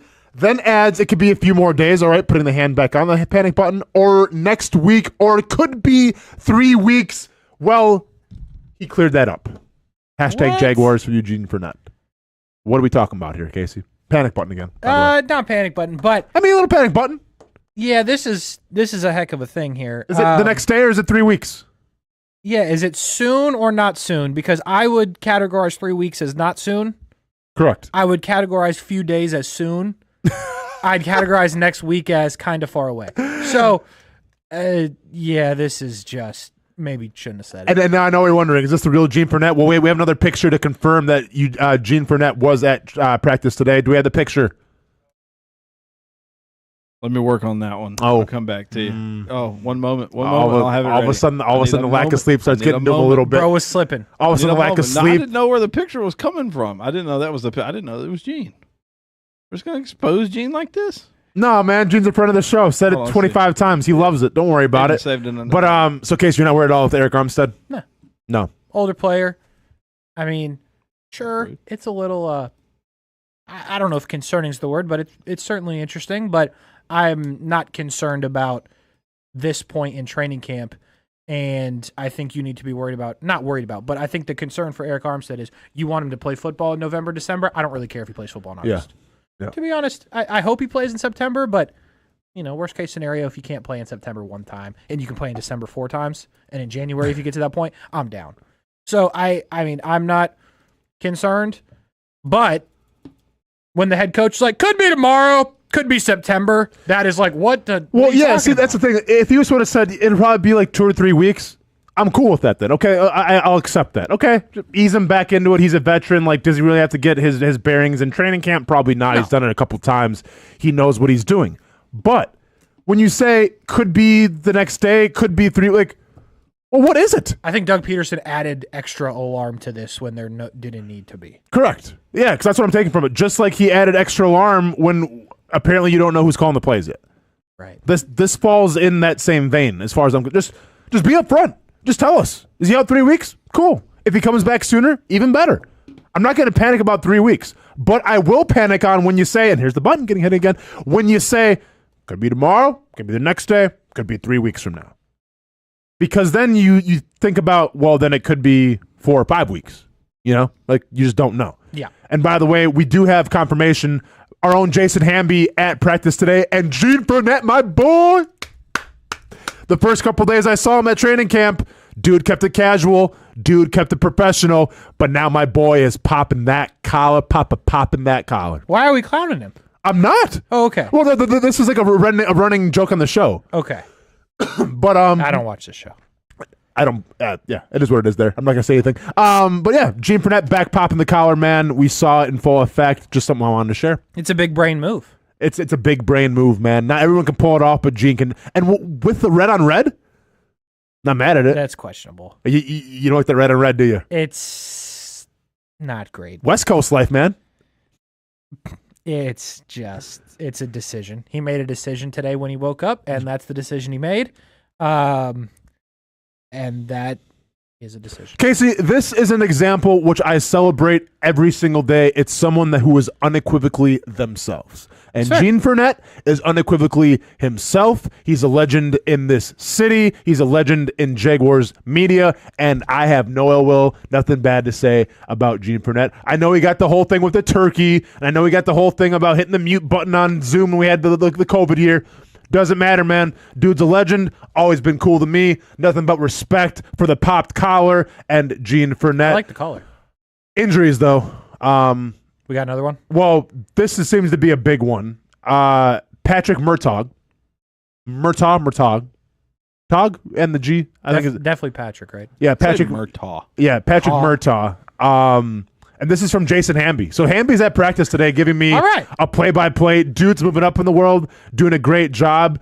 Gave me some juicy details we'll talk about here in a little bit. Meanwhile, Nick in the daytime hasn't slept in 2 days. Hamby could have been here. No big deal. Oh, that's a good point. We could start a little bit beef, celebrity boxing. I don't know. Stitching on Hamby a little bit. I get that. But Patrick Murtaugh goes down with an apparent lower body injury. And it seems to be pretty serious. Hamby's reporting that... Sounds like there was a cart. There was a cart. Players were visibly shaken up from it. Sounds like the fans were a little shaken up. Fans were shaken up from it. Don't want any speculation until they announce everything, but this could be a pretty serious one. Now, I know what you're going to say, Patrick Murtaugh, where does he fit in the grand scheme of things? He's a tight end, kind of deep on the depth chart, but keep in mind, and this, once again, I am begging this team to burn some sage in that kicker room because Patrick Murtaugh was a guy from Australia who they're talking about possibly filling in for the kickoff duties because you want to keep your other guys healthy. Patrick Murtaugh at tight end is a specimen, to say the least, was practicing kickoffs. One might have thought there would have been a wrinkle with him kicking the ball off and everything. Well, that apparently now is not going to be a thing because, once again, we'll wait till we hear the official reports, but from everyone that's reporting there at Jaguars training camp today, it is not good for Patrick Murtaugh. Yeah, it's tough. You hate to see it. Yeah. For anybody, definitely a unit, though, as you mentioned, 6'6", 250. What a human. Can you imagine if we had a 6'6", 250 kicker? No. I mean, not particularly. That'd be unbelievable. And what we call a weapon. That's a weapon. That's a weapon. Who was that guy a couple of years ago? They had a kicker that was massive. He didn't make the team. He was for the Jaguars. Yeah, he was only in preseason. Okay, they had Rosas. He wasn't like. I mean, no, he's kind of like him. dad bod. No, they had a dude that very well could have played tight end. This was the bad Jags. This was the Jags that couldn't find a kicker. Ah, those classic Jags. Yeah, I got you. What the heck was that guy's name? Somebody in the chat has to remember that. He was a huge human. I don't remember. I'll try to figure it out when we go to break, but he was pretty big for a kicker. Yeah. Now, he wasn't good at kicking. Yep. But, it was cool for a couple weeks in the preseason. But, yeah, that's It's not what you like to hear. So Jason Hamby, once again, from Action Sports Jax. I say friend of the show. Dude produces the show every once in a while as well. Reports that Murtaugh is down, ankle going the completely wrong way. Audible gasps from all the players. Now down on one knee across the field. Brutal from Jason Hamby, who's at practice today. So not good. Sending good vibes. Obviously good thoughts to Murtaugh. And I mean, Casey, I guess it kind of echoes the point a little bit of the preseason games. Take him off the field. Get off the field. Rep and bubble wrap a little bit. No more practice. No more practice. They're ready. Before we go to another break, though, here, I did tease this a little bit in the beginning of the show. There are some developments where I said it was going to be hard to stay humble. Jason Hamby once again reporting on Twitter. Follow him at Jason_Hamby14. Saying tackling to the ground just started. This is about an hour ago.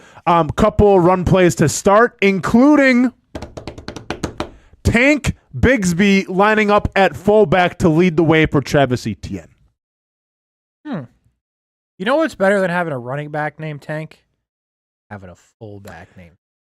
Now, that is pretty badass. It's pretty cool, right? Yeah. Like when you came out of the womb and your name was Tank. Yeah. Yeah. Fullback. Had either fullback or like a linebacker, right? Mm-hmm. Yeah, that's not a bad point, Casey. It's pretty sick. Now, I'm going to need Tank Bigsby to also run the football because if we go back to the last time I think we were hanging out here on this show. Oh, yeah, you said he was going to score a couple times. I said he's probably going to score more rushing touchdowns than Travis Etienne. Not more total touchdowns, though. So, Doug, going to need you to take Tank Bigsby out of the fullback spot. The fullback. And also 17 rushing touchdowns from the fullback. And give him some more things. But you buy into this? Does this do anything for you in terms of the fullback? I think it makes sense. I mean, I don't know what the blocking capabilities are. I guess we're going to find out. I guess they're going to find out. But, and as YB says in the chat, he said, I kind of wanted that formation from Tank and Etienne last season. I like the idea of both those guys being in the backfield. It's not a bad thing because then you can still run. Like, you can do a lot of things with that. Yeah. Right? Because now we're talking about if you go like a true like pro set formation, all right, then you can have like two wheel routes. Mm-hmm. You can do screens that are maybe tailored to ETN, but you have Bigsby in the back when you go to him. Like there's a lot of things that you can do. Now, one of the most important questions is can Tank Bigsby block? Yes. Yeah, because that's kind of the prerequisite of a fullback. That's your whole thing. For the most part. It's got to be. Yeah, it's got to be. So time will tell with that. But I do, and I've said this day one, like, don't be surprised if you see a fullback. Don't be surprised. You were big on the fullback. If you see the Wisconsin Badgers resurgence because now the Badgers run a spread, which is just, makes me sick to my stomach. But don't be surprised if you see a lot of that power football. And we've seen Evan Ingram in the backfield. Ooh. We've seen Brenton Strange in the backfield. And now we're seeing Tank Bigsby lining up at fullback. I mean, I think it's all but a foregone conclusion, not breaking any news here, Casey, that we're going to see some type of H-back or fullback in the backfield, and I like it. Yeah. Your thoughts? Yeah, at some point, I think you definitely will see it in the regular season. I'm for it because it goes back to the biggest debacle of the Jaguars. Can't get a yard. Yeah. So I'd like to believe new center, a human named Tank, and then ETN, somebody's getting a damn yard. Yeah. Like they're going to be able to push people, I would like to believe. So I think you will see it. I think it could be a magnitude of different people. I also am intrigued. I'm not sure if they're even doing this, but Luke Farrell seems like a guy that could probably play in that role too. Yeah. So I'm a fan of it. We'll see what they do. Don't overuse it. Make it special. But if you can get a way to have ETN and Tank in the backfield, really not knowing what's happening if you're the other defense, I like that a lot. I love it, man. All right, let's go to break here. When we come back, well, it's not just football. By the way, we got after the game Tuesdays and Fridays at 2 p.m. Everything kind of behind the scenes a little bit. Great stories, if you will, from some of the greatest coaches in Jacksonville history. Check that out after the game Tuesdays and Fridays. Say what there, Nick, in the daytime? This week, the one that is on right after we get Matt Toblin from Bowles. Yes. Oh, Matt Toblin from well, I think that dude knows a little something about winning, about great players, and I'm sure he's got some great stories as well. When we get back, let's start talking about the Olympics a little bit. There's been a lot of things happening, a lot of things to look forward to a little bit, and, well, one giant piece of controversy that may want to make you delete some of your tweets if you said something last night. We'll talk about that next here on the Brent Austen Show. In Northeast Florida, we love hanging out on the back patio, maybe grilling out lunch or dinner with the family, enjoying the good weather, or maybe enjoying the big game on the TV. Or maybe your favorite team in town, the Action Sports Jacks team. This is great, except for when it's really hot or the bugs start coming out. But what if you didn't have to worry about that? Titan Outdoor Solutions will make your outdoor area a comfortable spot, any time of the day, any time of the year. This makes too much sense. Titan Outdoor Solutions can give your home an upgrade. Customized pergolas, awnings, controlled shade, even retractable screens. The solution to beating the heat and the bugs and getting more use out of your home is Titan Outdoor Solutions. And this can even help prevent storm damage at your home. Living in Florida and living in your home is already good. Now make it great. Quality products, custom work, locally owned and operated. Visit TitanShuttersAndScreens.com or call 904-484-7580. People helping people is at the core of what Alive Credit Union is all about, and it's been that way for over 70 years.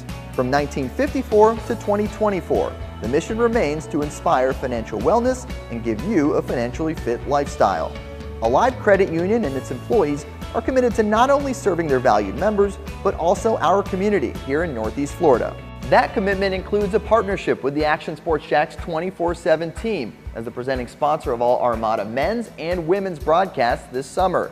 Action Sports Jacks and Alive Credit Union, a partnership that just makes sense when it comes to covering Northeast Florida. Alive Credit Union's commitment to our community also involves serving the financial needs of our first responders through the recent merger partnership with City and Police Federal Credit Union. Join the community and become a member of Alive Credit Union today. Find out the many ways you can be inspired in financial wellness at alivecu.coop. I've been telling you about CGC Water Treatment and Plumbing for a long time now. Their drinking water systems remove up to 99% of contaminants. We've had a Connecticut water softener and drinking water system in our home for more than 7 years. You can see the difference whether you're washing clothes, the dishes, or what I like to do most, fill this up for some coffee every morning, and mostly all day. Remember, if you're not filtering your water, you are the filter. Don't be the filter. Right now, you can save $1,000 or more when you bundle the Connecticut Premier Softener with a Connecticut K5 drinking water system.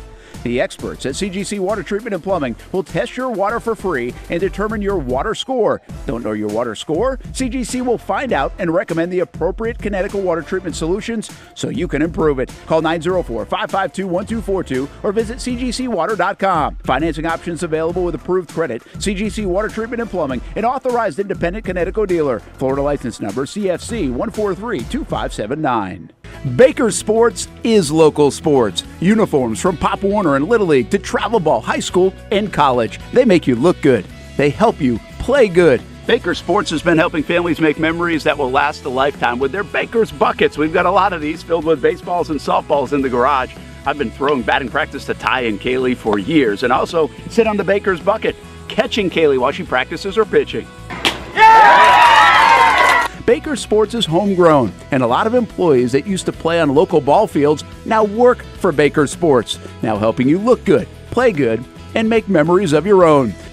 Visit bakersport.com to see what Baker Sports can do for you. Custom apparel, Nike, Under Armour, Adidas, embroidery, screen printing, and more. Baker Sports is local sports from Jacksonville to anywhere in the Southeast. Bakersport.com.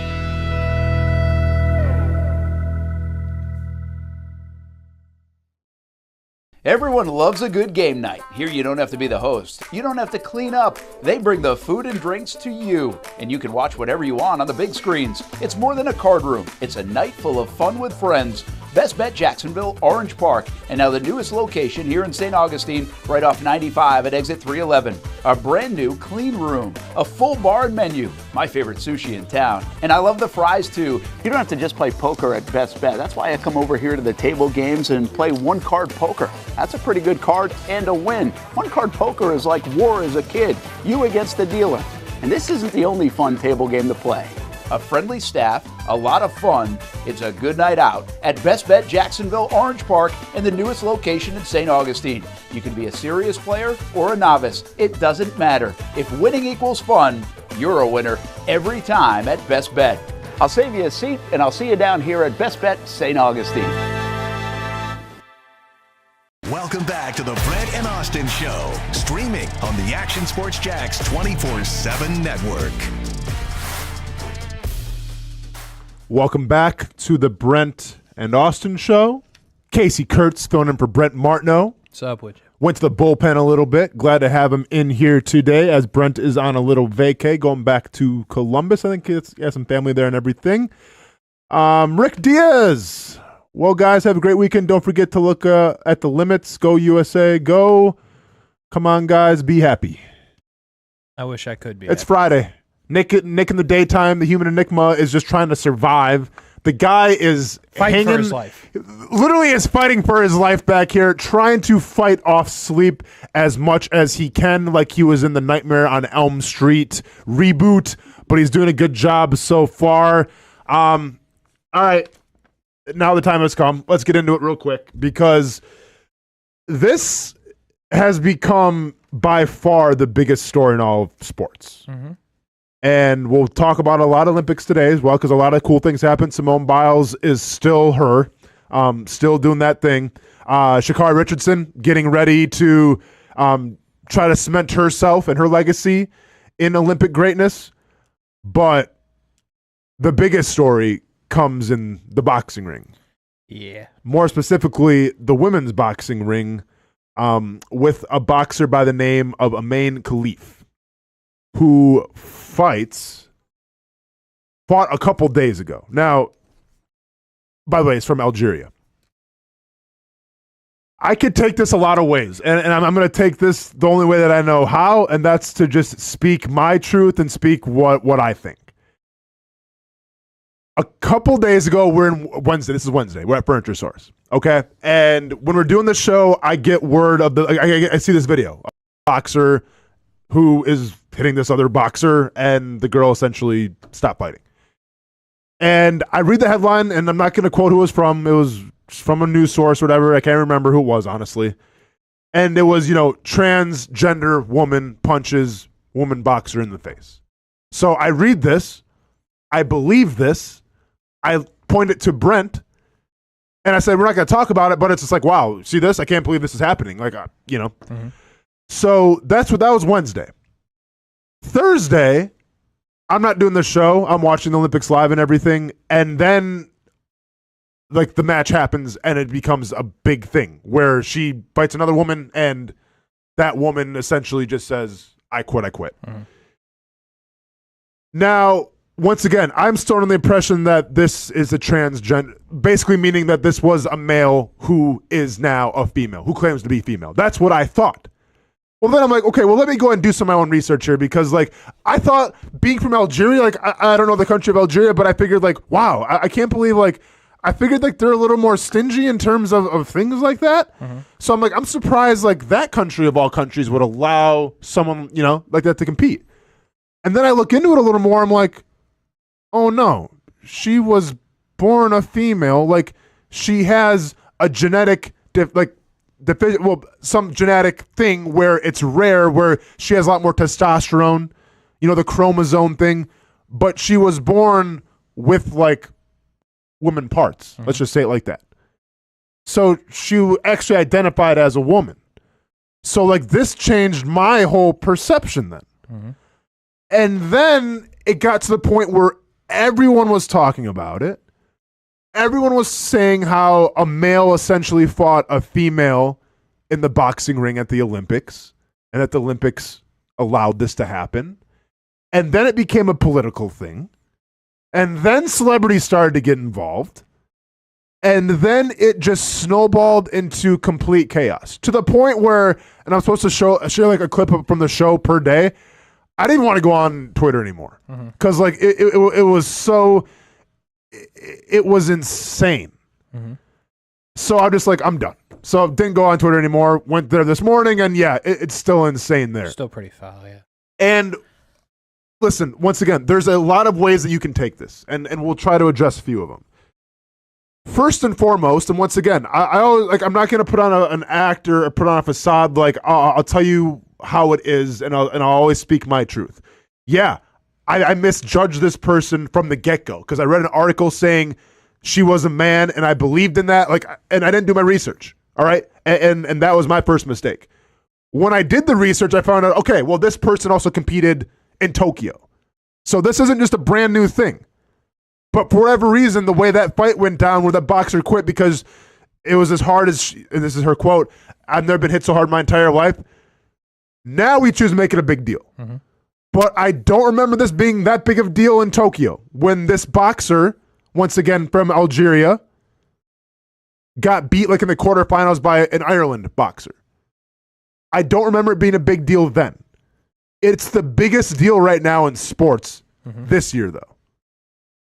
So when this snowballs into this, I think we can all learn something from this, right? And I'm not going to get on a soapbox and say what you should believe in. Everyone's entitled to their own opinion.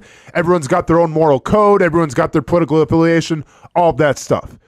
But we as a society, I think anybody's going to agree with me here, we have a problem with how we receive our information and the convenience factor. And when I say the convenience factor, we would rather retweet, comment on something without doing any research ourselves. And it happens in politics, it happens in sports, and it happens when someone gets accused of something. Okay? Once again, not telling to go on a side, I'm just saying that's an issue that we have. And once again, I had that problem yesterday a little bit. It's insane how we let one celebrity's opinion be the gospel.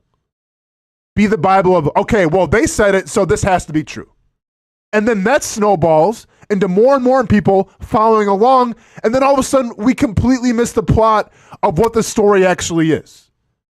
The story is that this is a woman who was born a woman who has an extra chromosome or whatever the case may be, who has an advantage in terms of testosterone.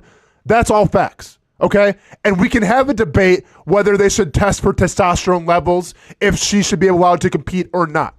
But let's not have the debate if this is a male fighting a woman, because that's not the debate, because that's not true. But every single... Once again, political side you want to say about a lot of sources out there are saying that this was a male that fought a woman, and that's not true. And I had to go at it with my teammates last night, who I spar with and I box with and everything, who had to feel a certain type of way about it. And it's almost like this whole thing is dividing, I don't want to say a country, I don't want to be that drastic here, but people are arguing right now about this. Mm-hmm. And once again, to me, what it comes down to, two things can be true. It is true that she is a woman and she is competing, but you can also say, is it fair when someone has boosted testosterone levels, when somebody has a clear physical advantage? And I compare it like this. Obviously, I've been in many boxing rings. I've been in many MMA cages. If I fought Francis Ngannou, would I feel a certain type of way about it? Yeah, because the dude punches hard. But if I fought Francis Ngannou clean, yeah, the dude's gifted. All right, the dude was blessed with power. I accept those risks. If I fought Francis Ngannou on steroids, then yes, I have an issue. Now, I'm not sure what Francis Ngannou's testosterone levels are and everything. I have no idea. But if I knew, like, okay, equivalence, like his body is essentially taking steroids, yeah, I have an issue with it. I had an issue with a bunch of guys, and I'm not going to stitch on anybody. Obviously, guys took steroids when I played in the league. It's not a surprise. And I had an issue with that because it's a physical sport. Like, we're all trying to have families one day and raise our kids and everything, and I have to go against you who's doing steroids, who has a competitive advantage, who makes you a little faster, a little stronger, who adds more, wear and tear in my body. So I have an issue with that. I think we can have a conversation about, is it fair if somebody has a distinct physical advantage to compete in the Olympics at boxing? I think that's a conversation that can be had. But we're not going to have the conversation of, is this a male punching women? Because that's simply not true. Yeah. That was a lot of good stuff. So the way that this kind of all broke down, the way that I viewed it, and I think is intriguing is not the right word, but I think it's exactly what you just described is, so basically, you guys may remember, Brent fired me from the other show and then came down here and started doing the show with Austin, okay? So when Brent fired me, I got a little upset, and I deleted off my Twitter. It still exists. Okay. I haven't been on it since we did the show in the other place. I have not been there. I don't know what happened. So I wasn't on Twitter for like months. Yeah. And I was like, this is dope. Yeah, Because I'm not living in that world. It was awesome. I didn't have to comment on stuff in the summer and Welcome pretend to the club. care about stuff. Welcome to the club, Casey. It was awesome. Yeah. Okay. But then I realized that everything that I know in life, I got from Twitter. I was like, well, damn, I don't want to go on my Twitter for some reason. Yeah, yeah. So I made another Twitter. Oh, burner. Yeah, well, it's just my name again. Okay. So if you see Casey Kurtz with no picture, that's actually me. Okay. But the point of that story is then I was like getting stuff, and then I didn't follow the people that I followed on my Twitter, so I didn't have to see everybody else doing well, and me over here fired, and everybody else was having a good time. So that was cool. Anyway, so the point of the story is, and I said on Wednesday, there's no scenario where I'm watching main event boxing big fights. We were talking about Terrence Crawford in terms of he was on WWE. Yeah. And I said there's no scenario where I'm watching him fight. Yeah. That's just the world I live in. So there's also no scenario I'm watching Olympic boxing. Okay. Male or female. I'm not watching. Yeah. I'm sorry, I'm out. Not for you. The only way I learned about this was on Twitter. Social media. Only place I saw it. Yeah. And my first thought when I saw it was, damn, this is pretty wild. It's everywhere. That this would happen. Yeah. Because I thought what everybody thought. Exactly. And that it was a person that was born a male fighting a female. Yeah, because that's essentially what, I don't say we were told that, but it's what we saw. That's what we saw. We go on social media, it's what we see. And you see it from a lot of places. It felt like about a day, maybe a little longer straight. Yeah. That was the only thing. That was the only narrative that I saw. I was like, well, damn, this is crazy. And then yesterday, it felt like you started to see a little more of like people saying this isn't true, this isn't the case. And I was like, well, damn, what is true? And then to your point, there were some celebrities tweeting some stuff, some of which I did follow, and I was like, well, damn, this is pretty wild. And it got to the point where, again, I'm not locked into social media right now, that I just I had stuff to do yesterday. I went on my day, not really, considering what happened. And then you, this morning, were setting up what we were going to talk about the show, and you had this on there, and I was like, okay. Yeah. I honestly got to go educate myself because I don't know what's true and what's not at this point. Yeah, for sure. And I went and I talked to Amanda this morning. I'm like, what do we know? And I asked Amanda her opinion on it. Oh, wow. And she was like, well, wasn't it a person that was born a male fighting a female? I was like, no, it actually wasn't. Like, nobody had, it's just so wild. And to the overall point, not on the situation is obviously we know what it is now, but the idea that just anything that you want to be true on social media can be true. Yeah. It's not, but if enough people say it, people believe it. You know what I mean? Correct. Well, that's where we live. That is the place that I feel like a lot of people, I wasn't the only one getting my information on Twitter. I can promise you that. No, everybody, and this is the issue, okay? And now, this is what escalated everything. And I hate to put your boy in this category, but this is the truth, Casey. So you're going to have to swallow this and accept it for what it is. Not drinking Prime today. Don't hate me for it, but this is the truth. You had 3 people not do any research come out and say their piece. Elon Musk, J.K. Rowling, who wrote Harry Potter, and Logan Paul. All came out and said massive followings and people. All came out and said that this was a man that was fighting a female. Right. Now, they weren't the only ones, but they were, we'll call them the big 3. Okay? And I definitely saw Logan. Once that rhetoric hit the Twitter sphere, whatever you want to call it, it snowballed, and then it was absolutely chaotic. And then you had some sports people roll with it. You had some media outlets roll with it. And that was the norm, even though it wasn't true. Because essentially 3 people who had a lot of influence said what they said. And like this is, and Casey, we're cut from the same cloth here. This is the problem with social media. And I'm not going to get a giant soapbox and say the problems with Twitter and Instagram and all this stuff. Like, I'll be yelling into a void. I could yell until my face turns blue, until Nick falls asleep, which will probably be 5 minutes. He was actually just out. I'm positive. Just dozing off. I'm positive I looked over. He was asleep. It doesn't matter. Thanks for not sending a death threat, though. Hey, Appreciate you're you, my dude. guy. Appreciate you, dude. I'm not going to lie. I am keeping track. If you win a big one, I might come collect. But once that happened, I'm like, oh, yeah, this isn't a real place. This is because these people wouldn't see me on the side of the street. These people wouldn't see me at a fitness center and say, "Hey, it cost me a couple $100. You should probably die." I don't think that's going to happen. So it's not the real world. So once you accept that it's not real, man, it's almost like ignorance is bliss. So getting back to this real quick, the question comes then, well, was it fair? Because you saw a boxer from Italy take damage, essentially say no more in the ring, fall to her knees and start crying. Her dream was shattered. She doesn't get her gold medal. She's embarrassed. And here's what I think about that point. Once again, this woman from Algeria who, has the extra chromosome, who has maybe an unfair advantage, but is a woman, fought in Tokyo and lost to a girl from Ireland in the quarterfinals. Okay? So she's not invincible. Right. She's not like this genetically created beast. Like, no, Khalif has been beat many times before. Lost before. Yeah. She's lost before.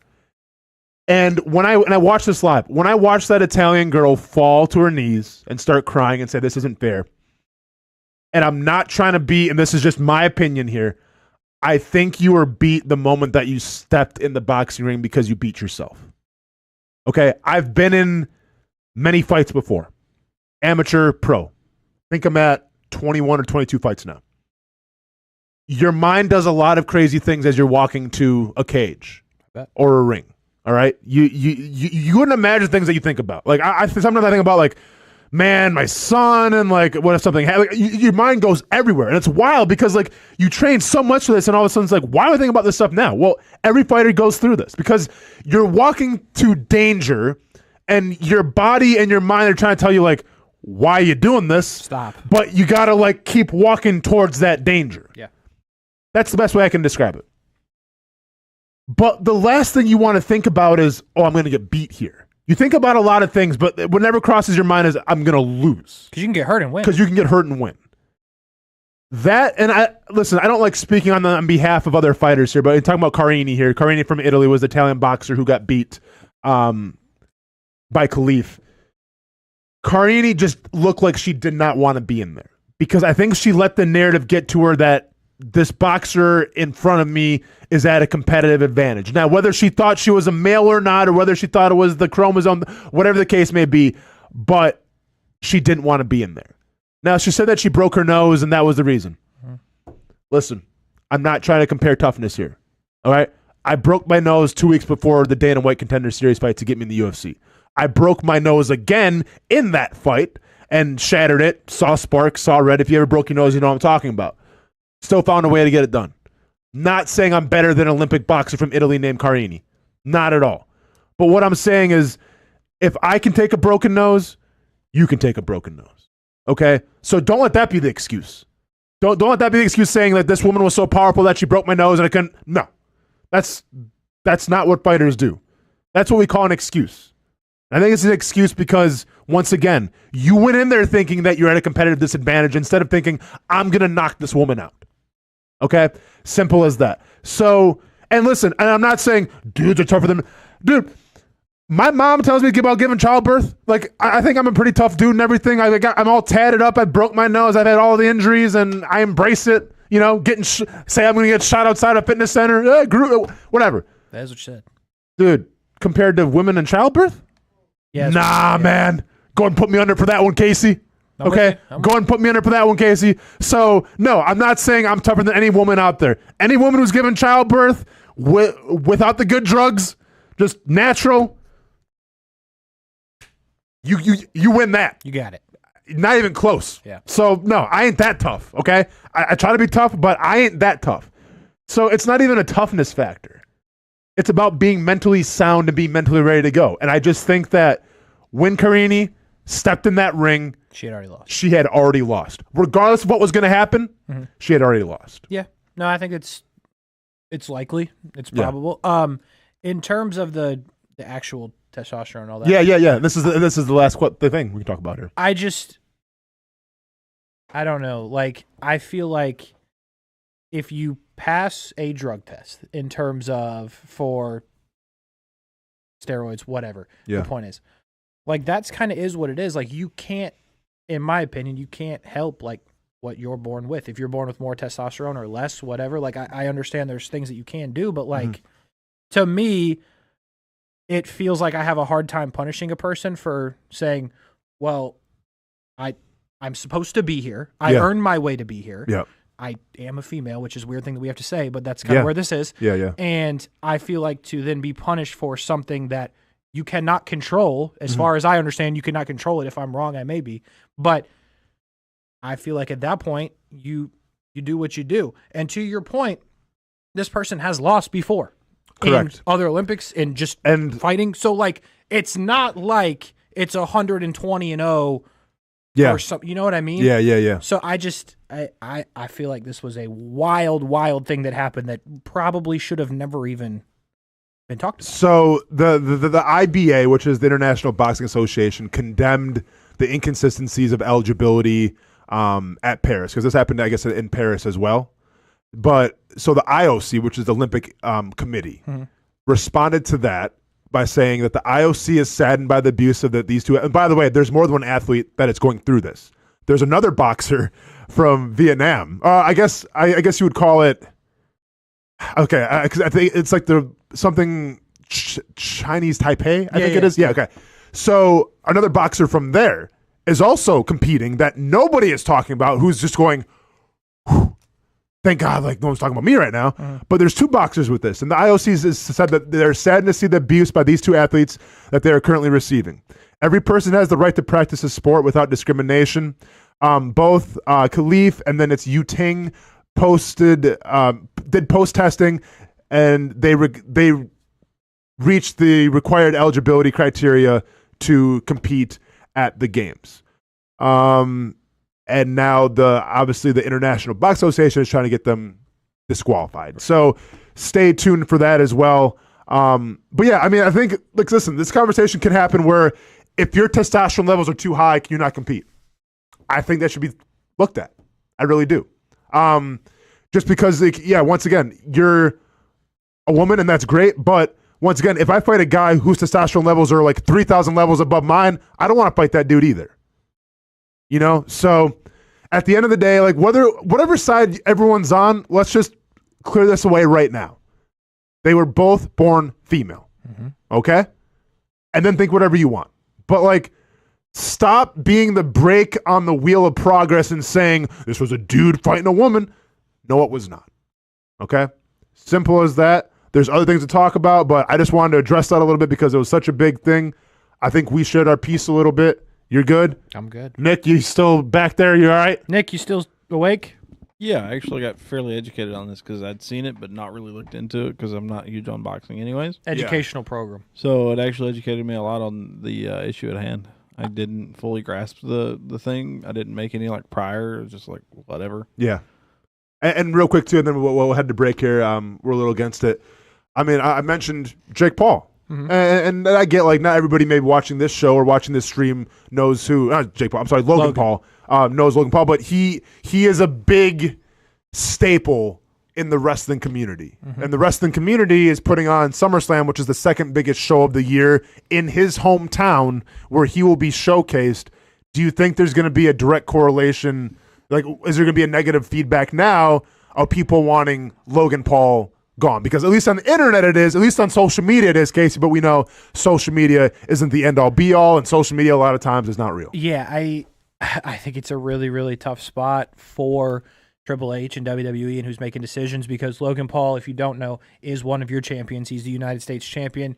He, outside of this, has had a really good couple weeks in WWE. We've talked about it on the Scrap House. Yeah. Obviously, this is going to hurt that immensely. But I said it to you, I think, before we started. If you make the decision in your Triple H that maybe Logan Paul needs to take a back seat and you want to take the title off of him, well, you are going to be prepared for a lot of people, again, on social media, which it is what it is, to say, you did this because he said this. Correct. And there's going to be some people that aren't okay with that. And on the flip side, if Logan Paul goes out there and defends his United States championship, you're going to have a lot of people saying the other side of it, I can't believe you let this guy still be your champion. It's definitely a lose-lose here. I think you'll find out a lot tonight on SmackDown, because Logan Paul at the moment is scheduled to appear. But any sort of, like, if you yank him off the show, it's going to be interesting for WWE. So I think my guess with that is going to be continue on with what you planned to do. Yeah. and hope for the best if you're Triple H. But I mean, it's definitely not a good situation, and I just think it's wild on this social media part of it. Two things. I don't know when not me and you per se, but all of people on social media decided that whatever a random celebrity was going to say was probably right. Was the gospel? You know what I mean? Correct. It's like, it's almost like, and I've fallen into this. Now, granted, not necessarily with Logan Paul, but it's like, and I could say any random person, someone would disagree with me, but it's like, okay, well, this person said that, like, why would Logan Paul not be telling me the truth? Why would Elon Musk not be telling me the truth? It's like, well, they don't know. They just happen to have the platform. But the part that I can't wrap my head around is, again, just to bring it full circle, before Brent fired me, I occasionally tweeted things on my account from events I was at or whatnot. Yeah. And I would quadruple, and I'm Casey, nobody cares about my tweets. I would quadruple check them to make sure they're right, because in my mind, I was like, well, damn, if I go out there and I'm, let's just say a Jags camp, and somebody gets hurt and I tweet it wrong, in my head, I'm like, damn, I'm making Brent look bad. Correct. I'm making Austin look bad because you're on the show. I'm making, which now time I don't really care, the place we were at look bad. So in my head, I'm like, I'm not trying to live with that. So to me, it's wild that like any celebrity, but and once again, there's some news source out there too, Casey, that kind of took and rolled with this. It blows my mind that you're willing to throw that out there and not even worry about what you're making, not only yourself, people you work for, people you're close to, and the person you're talking about look bad. That's the part that I can't wrap my head around, that people just won't stop. Yeah, I mean, listen, we talked a lot about this. I feel good with what we said. No regrets with anything. But I think what we learned here is, like, listen, if you're blessed enough to have a platform and you've earned that platform, more power to you, but be careful how you use said platform. Okay? And maybe sometimes educate yourself a little bit. We live in a world of convenience. We want everything at our fingertips. We want everything to just like that. You know, we can freak out at an airport if our flight's delayed 20 minutes. Way to go, Nick. All this stuff. Freaking out over a delay. But let's go ahead and like do our due diligence here. Let's go ahead and not just be sheep. Let's not go ahead and be puppets and actually think for ourselves a little bit. Like, once again, and this is the last thing I'm going to say about it, social media, it's an echo chamber. It's a lot of puppets following puppets. It's a lot of sheep following sheep. Be your own people. Do your own research. Have your own opinions. And don't be afraid to speak up if you feel like someone's not saying the right thing. All right? Let's leave it at that. Let's take a break. Let's come back. Let's talk about some more Olympics. Simone Biles, the GOAT. Let's talk about Sha'Carri Richardson a little bit. And then obviously we got more football topics as well in terms of the NFL Top 100. How many Jaguars are on there? And will we have justice for Trevor Lawrence of where he was ranked? More of that next year on the Brent Austen Show. Summertime means sizzling sales at Nimnick Buick GMC. The #1 Buick GMC dealer in Jacksonville has lots of inventory to choose from with their best price guarantee. Nimnick never charges above MSRP. You can save up to $10,000 off select new GMC Sierras or get rates as low as 1.9%. You know, I'm a truck guy. GMC Sierra, my trim level is an SLT. This one's an Elevation. Pretty good looking color as well. So here at Nimnick Buick GMC, you have a lot to pick from.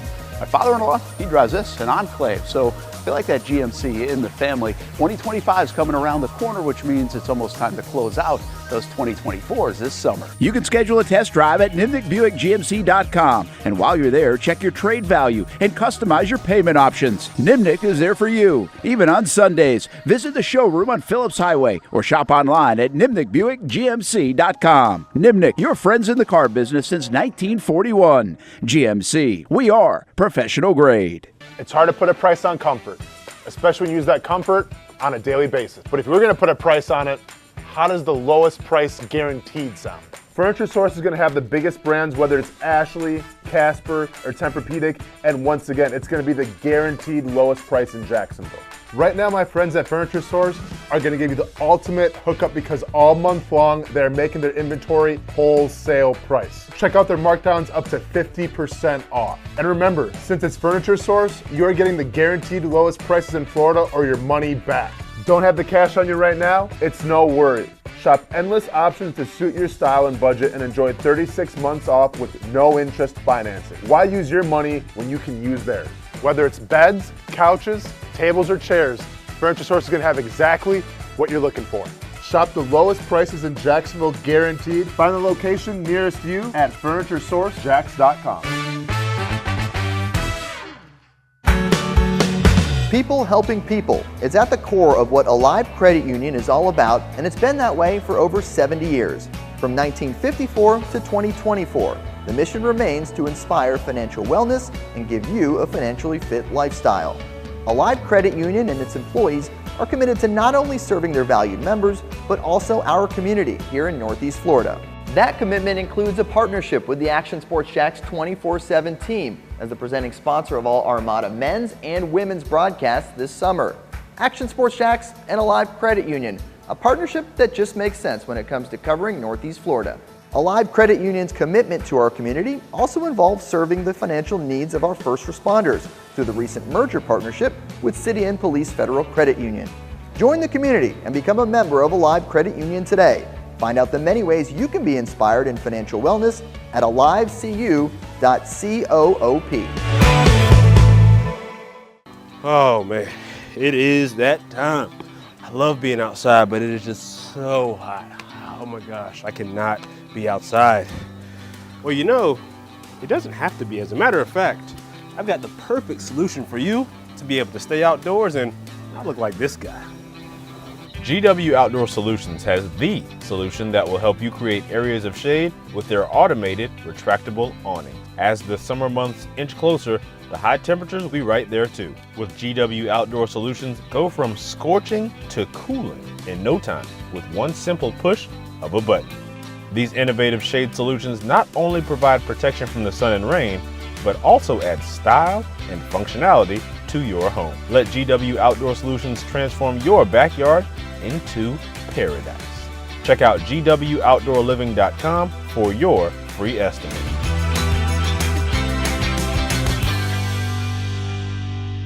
New to town or always been in town, everyone is always looking for a good pizza place. Our place is Donato's Pizza. We love it and still do love it. When I tell my family I'm coming to Donato's, they say, wait a minute, you got to order some for us. So this is not all for me. Let me tell you what the Martinos get when we put an order in. Well, pepperoni pizza, we usually get more than one of these. And then there's the works, a little bit of everything. And then this is the pizza that can be polarizing for some out there. I don't know why. Hawaiian pizza, some love it, some don't. At Donato's, you're gonna love it, especially with that cinnamon sprinkled on top. Try the pizza my family likes or try your favorite. Right now you can use the code Brent20 and get 20% off your order. Every viewer and listener is important to us, and at Donato's Pizza, every piece is important. From fresh ingredients to the dedicated team members and you, the valued customer. Donato's Pizza, where every piece comes together for a winning combination. Jack's Beach and Mandarin locations, Donato's Pizza. Every piece is important. Welcome back to the Brent and Austen Show, streaming on the Action Sports Jacks 24/7 network. Welcome back to the Brent and Austen Show. Went to the bullpen, brought in the big old righty, Casey Kurtz. What's up? Got Nick in the daytime. Pause. You said righty, and he holds up his left hand. You lefty, Casey? No, I'm righty. Yeah, but I mean, I'm just stupid. Yeah, he was. You're looking too much into it. I mean, the fact that you are just fighting, the Sandman right now, falling asleep, but you notice the fact that he held up his left hand instead of his right hand is probably the biggest news of the day. I think the only reason I did it is because I knew the camera was on my left. Yeah. So if I go right, I got the mic arm here. I got to go around it. Yeah. Human enigma. Just can't let it be, can you? No. That's a heck of a pickup. Even fully awake. Yeah. Hold on. Wait a second. Time out. Say your left hand. Throw the challenge flag. He said the big righty, but he threw up his left hand. Come on now. Yeah. Have an imposter. It's like the scene from Inglourious, that one movie. Say it. Yeah. Go and finish that sentence. Where's three glazer? And he holds up the wrong three. Yeah, that's a good point. Holds up the wrong three. We have an imposter. Yep, we have an imposter. Before we get in the Olympics, though, and speaking of baseball and the big righty, if you will, Mike Trout. Nick, the graphic. Mike Trout. Casey, you want to set up the scene a little bit? What's going on with Mike Trout? So basically, Mike Trout, one of the GOATs to ever play. One of the most, and by the way, Nick in the daytime made this. If it sucks, I made it if you like it. So, Basically, Mike Trout, one of the most talented people to ever play. These are the first numbers from the first 10 seasons of a career compared to Mickey Mantle, who is unquestionably one of the greatest to ever play. If you're just listening in audio, I'll give you the idea. The stats are very, very, very similar. Mickey Mantle in his first 10 years played a lot more baseball games than Mike Trout did, but they are very similar in everything. Mickey Mantle, a little bit more hits, very few more home runs, but when it comes to some of the stats that are more important now than they were back in the day, talking slugging, OPS, and OPS plus, Mike Trout is that guy. But the reason I use Mickey Mantle here is yeah, it's Mickey Mantle. Man. Yeah, I mean, Mickey Mantle's a guy that most people know, even casual baseball fans. And I thought I didn't know if the numbers were going to be close, but I thought of a guy, Mickey Mantle, got a lot of hits, hit some bombs, stole some bases, and I thought Mike Trout was comparable. So, when you are on track, in my opinion, to be compared to an all-time great for your first 10 years, it's pretty impressive. Yeah. And these numbers are close. The problem is, since his first 10 years, Mike Trout and that 2020 was the last year. So 21, 22, 23, and now 24, Mike Trout has barely played baseball. Well, so this is where the topic came up for the discussion today. Mike Trout put out a tweet. This was 18 hours ago. And it reads this: since my initial surgery on May 3rd to repair my meniscus, my rehabilitation proved longer and more difficult than anticipated. After months of hard work, I am devastated. I was devastated yesterday when an MRI showed a tear in my meniscus that will require surgery again, ending my hopes of returning this season. Playing and competing is a huge part of my life. This is equally as heartbreaking and frustrating for me as it is for you, the fans. I understand that I have disappointed many, but believe me, I will do everything I can to get back even stronger. I will continue to help my team and teammates from the dugout as we press forward in the second half of the season. We're not going to the playoffs. In the second half of the season. Thank you for the support, Mike Trout. Yeah, and I mean, since 2020, so 2021, 22, and 23 and 24, in the second half of the Major League Baseball season, Mike Trout has played, in order, 0 games in 2021, 40 games in 2022, 1 game in 2023, and it will be 0 games in 2024. In the last 4 years, he's only played 266 of 648 possible games. If he would have played the majority of those games, I believe, and there's two different parts of this, I believe Shohei Ohtani is the best to ever play, the most talented, the GOAT. Don't come at me with Babe Ruth. Shohei Ohtani is the guy. But without Shohei Ohtani and the pitching and all that, Mike Trout, in my opinion, was the guy. Yeah. And I think he would have got there with the numbers. I think all that would have proved it. It will now not happen. He will be a Hall of Famer, but he won't have those numbers. Well, and this is what I want. This is the story I brought up today, then, Casey, in the group chat. I mean, I'm a baseball fan. Obviously, I follow one team more than the others. Shout out to Milwaukee Brewers and everything. But, hey, next time, beat the Atlanta Braves a little more. Appreciate you. When I think of Mike Trout, it's crazy because I know Mike Trout, the baseball player, and I know the numbers. I don't know the numbers. Those numbers were insane compared to Mickey Mantle. But the first thing that pops up when I think of Mike Trout, I think of injuries.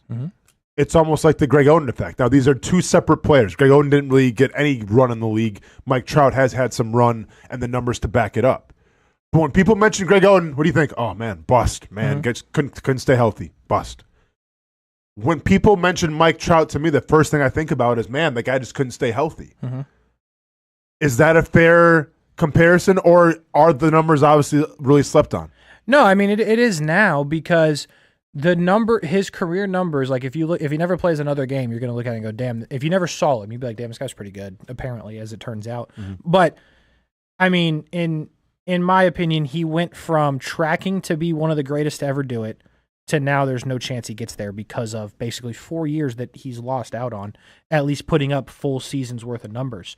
So I think you're right on in terms of the injuries. I just think it sucks because one of the best to ever do it. You could watch it. Now, granted, you have to stay up till 10 to watch the Angels because he's on the Angels. It is a little bit of West Coast bias. Yeah, but without a doubt, one of the most talented to ever do it, would have had the numbers, and he just won't now, barring, and it's not going to happen because you're not going to go basically 4 years with getting hurt all the time and then somehow play till you're 4. Like, he's not going to put in another 10 years. Like in my opinion, he's almost at the end because it just keeps happening. Yeah. And it's just, obviously it doesn't suck for anybody more than Mike Trout because bro was going to be the guy and will still be remembered very fondly, but it sucks for him. It sucks for all the fans that want to see it. The Angels have done absolutely nothing to help dude in his time as an Angel, but it's just unfortunate that one of the greats, in my opinion, is a career that I think it'll always be a what could have it actually been. Yeah. So you think when it's all said and done, we're going to be talking about Mike Trout and the what it could have been as opposed to what he did? Yeah. Okay. Damn, he was great, but if he would have played, I mean, do you see a possibility where he has a chance to come back and play those full seasons and just cement it? Or do you think it's just, man, this is at this point it's almost like it's kind of who you are, man. You can't stay healthy. Yeah, I mean, I'd be shocked. I hope for it because I'm a fan, but I just think that it's going to be one of those careers, which is unfortunate, but it's just kind of how it's played out. From one GOAT in Mike Trout to another GOAT in Simone Biles in Paris right now. Last night, I mean, it was the recap, the rerun of it, but it happened yesterday afternoon. The all-around title once again goes to Simone Biles. Many now calling the GOAT of women's gymnastics. Obviously, won the all-around. Won the team, and then we'll be competing like in the separate, like the balance beam events and stuff later on. For those of you wondering what the total now is for Simone Biles, we're talking 6 gold medals, 1 silver medal, and 2 bronze medals. And if you're in the world championships, 23 world championships that she's won, 4 silver and 3 bronze. That's a lot. That is a lot. Casey, do you have Simone Biles fever? Your thoughts about her? It's obviously insane. Yes. I mean, there's no doubt about it. I can barely jump off the ground. You know what I'm saying? Let alone backwards and land it. Like, it's unbelievable. And I don't know why. Don't get me wrong. She's very much appreciated for what she does. But, like, only during the Olympics. Like, gymnastics is one of those things where it's like 98% of people can't even begin to fathom. To just run fast enough to where they hit the trampoline. You know what I mean? So it's like, it's a lot of those things with Olympic sports, though. Like, I think swimming kind of goes under the radar because, in theory, everybody but Nick in the daytime can swim. And it's like, it's not that important. But it is. Like, Katie Ledecky winning that by, like, minutes, it felt like. Just all this, a lot of the stuff that the people in the Olympics do that just doesn't get appreciated outside of in the Olympics. But Simone Biles, from the last Olympic cycle where she went and then couldn't compete because she had, I think it's called the twisties, I think is what they called it. Yeah. So just, it's wild that she's still doing it, and she's one of the greatest, no doubt. So there's been a lot of great moments with Simone Biles. Obviously the floor routine to help win the gold medal for her team. There was, she can't, I say a falter, like she made like 2 steps off like the vault, which cost her a little bit of points. So she kind of had to make those up a little bit. She did her thing, dominated. But my favorite moment of Simone Biles, and like, how I feel about the pettiness, I feel about the clapback sometimes, but this was too good not to highlight. So a former teammate of Simone Biles named Michaela Skinner, went on some show and basically said that, athletes have changed in terms of women's gymnastics. They're not as hungry. They're a little more lazy, and just the overall talent level is not what it was when Michaela Skinner competed. She said this. Simone Biles got word of this. Call it a little extra chip on your shoulder, call it extra motivation. But right after Team USA wins the gold medal and then the team gymnastics competition for the women, Simone Biles goes on Instagram. Have you seen this? Yep. And posts a nice picture of them holding the flag, celebrating they just won the gold medal. And she says, and I quote, "Lack of talent, lazy, Olympic champions." Gold medal emoji, heart emoji. How about that? I love it. Gotta love the pettiness. I love the pettiness. It's what it's all about. That's what it's all about. And listen, I'd hate to see Michaela Skinner's DMs right now. Oh, it's terrible. And her replies. Might want to take the Casey Kurtz approach a little bit and just take a little vacation and start anew. track and field coming up as well, Casey, in the Olympics. I mean, there's so many events to break. I'm still excited for the breakdancing. I'm not sure when it's going to happen. I'm excited. Breakdancing. I'm excited for the breakdancing. What's that going to look like? But obviously, a big storyline now is Sha'Carri Richardson, a very polarizing athlete, could not compete in Tokyo due to, I believe it was marijuana. It was. Got busted for that. Is a very outspoken and we could call her eccentric sprinter. And it always seems like the sprinters, like it's always as the sprinters. You know, we don't talk about the long jumpers, the high jumpers. It's always like the 100, 200. Right. Your thoughts about Sha'Carri Richardson and how excited are you for the track and field events to get started? I'm actually excited to watch. I feel like I never have been before, but I think the storyline part of it that really she got screwed to not be able to be in it last time. So I'm like, well, yeah, I want to see her dominate and destroy people the way that she would have done the last time. So I am more intrigued than I usually would be for the track events because I've never liked running and I don't really like watching people run. But again, it's one of those things where like I'm not going to say that, but running is something that's just so like you see people Everyone running. can do it. Yeah, that's the thing. You see people running like on the way home. You will see somebody running. Like, no, I completely It's just agree with you, underappreciated Casey. because they are hauling. No, I completely agree with you.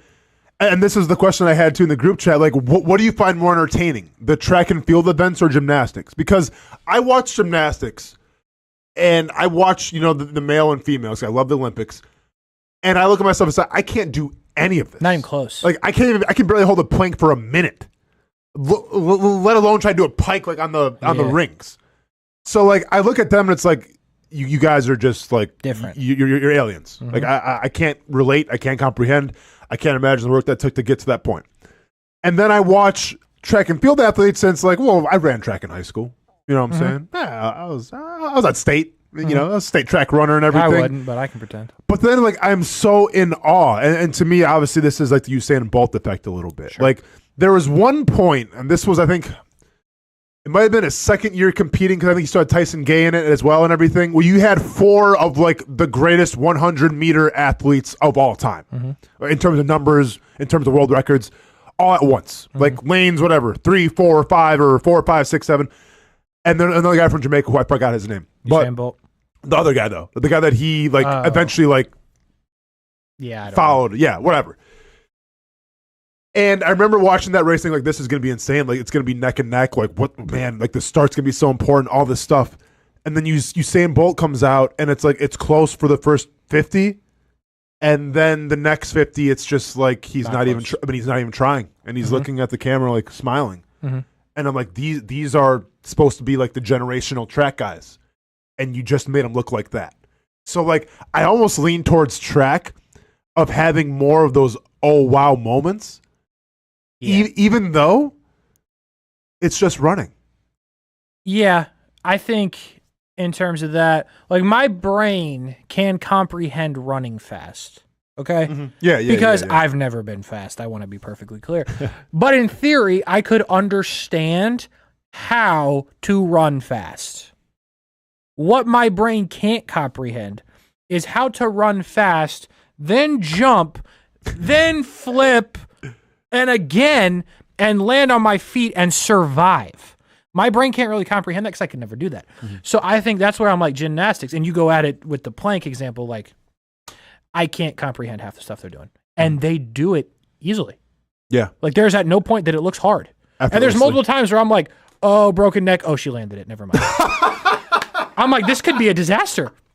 If I tried to do this. Gonna see a dead body. Never mind. She just landed it. Right. Yeah. So it's like, I think that one to me is more impressive and more entertaining to watch just because like I can't really even put myself in the spot to do that. But in my head, I'm like, well, damn, if I would have just worked my butt off, I could have ran fast. Of course I couldn't have, but that's my delusion. I'll say this too, and with the swimming, because I like watching the swimming. Yeah, sure. Here's the craziest part about the swimming thing to me is Katie Ledecky, 1500. She won by like 8 seconds or something. She owns all of the top like 20 times ever in the history of the sport. And if you didn't see it, when she finished the swimming race, nobody else was in the camera shot.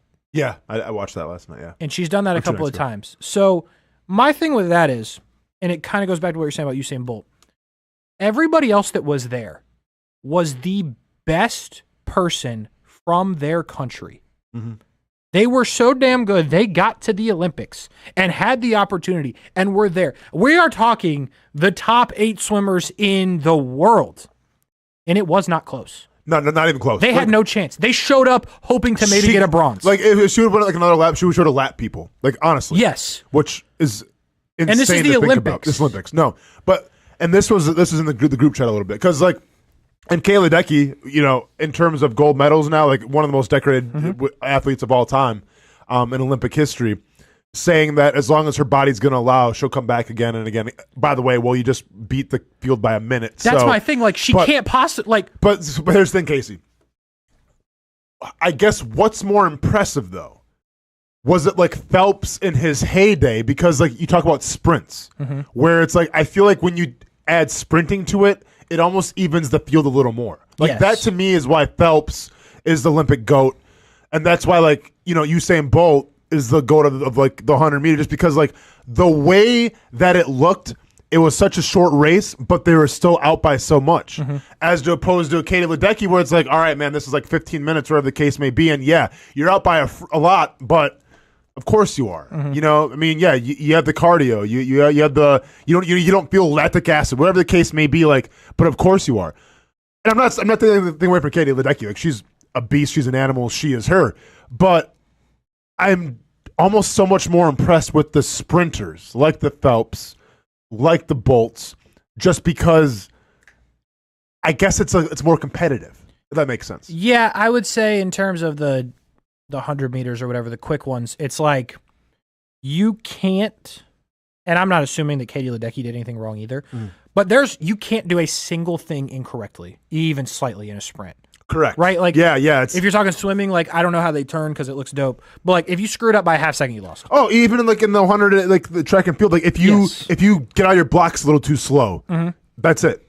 Yeah, it's over. That could be it. You yeah. lost before it started. Yeah, and it's like that part is so impressive to me. Now, granted, again, I'm not assuming Katie Ledecky made any mistakes, but I feel like, well, when you win by like 20 seconds, you could screw up a turn potentially.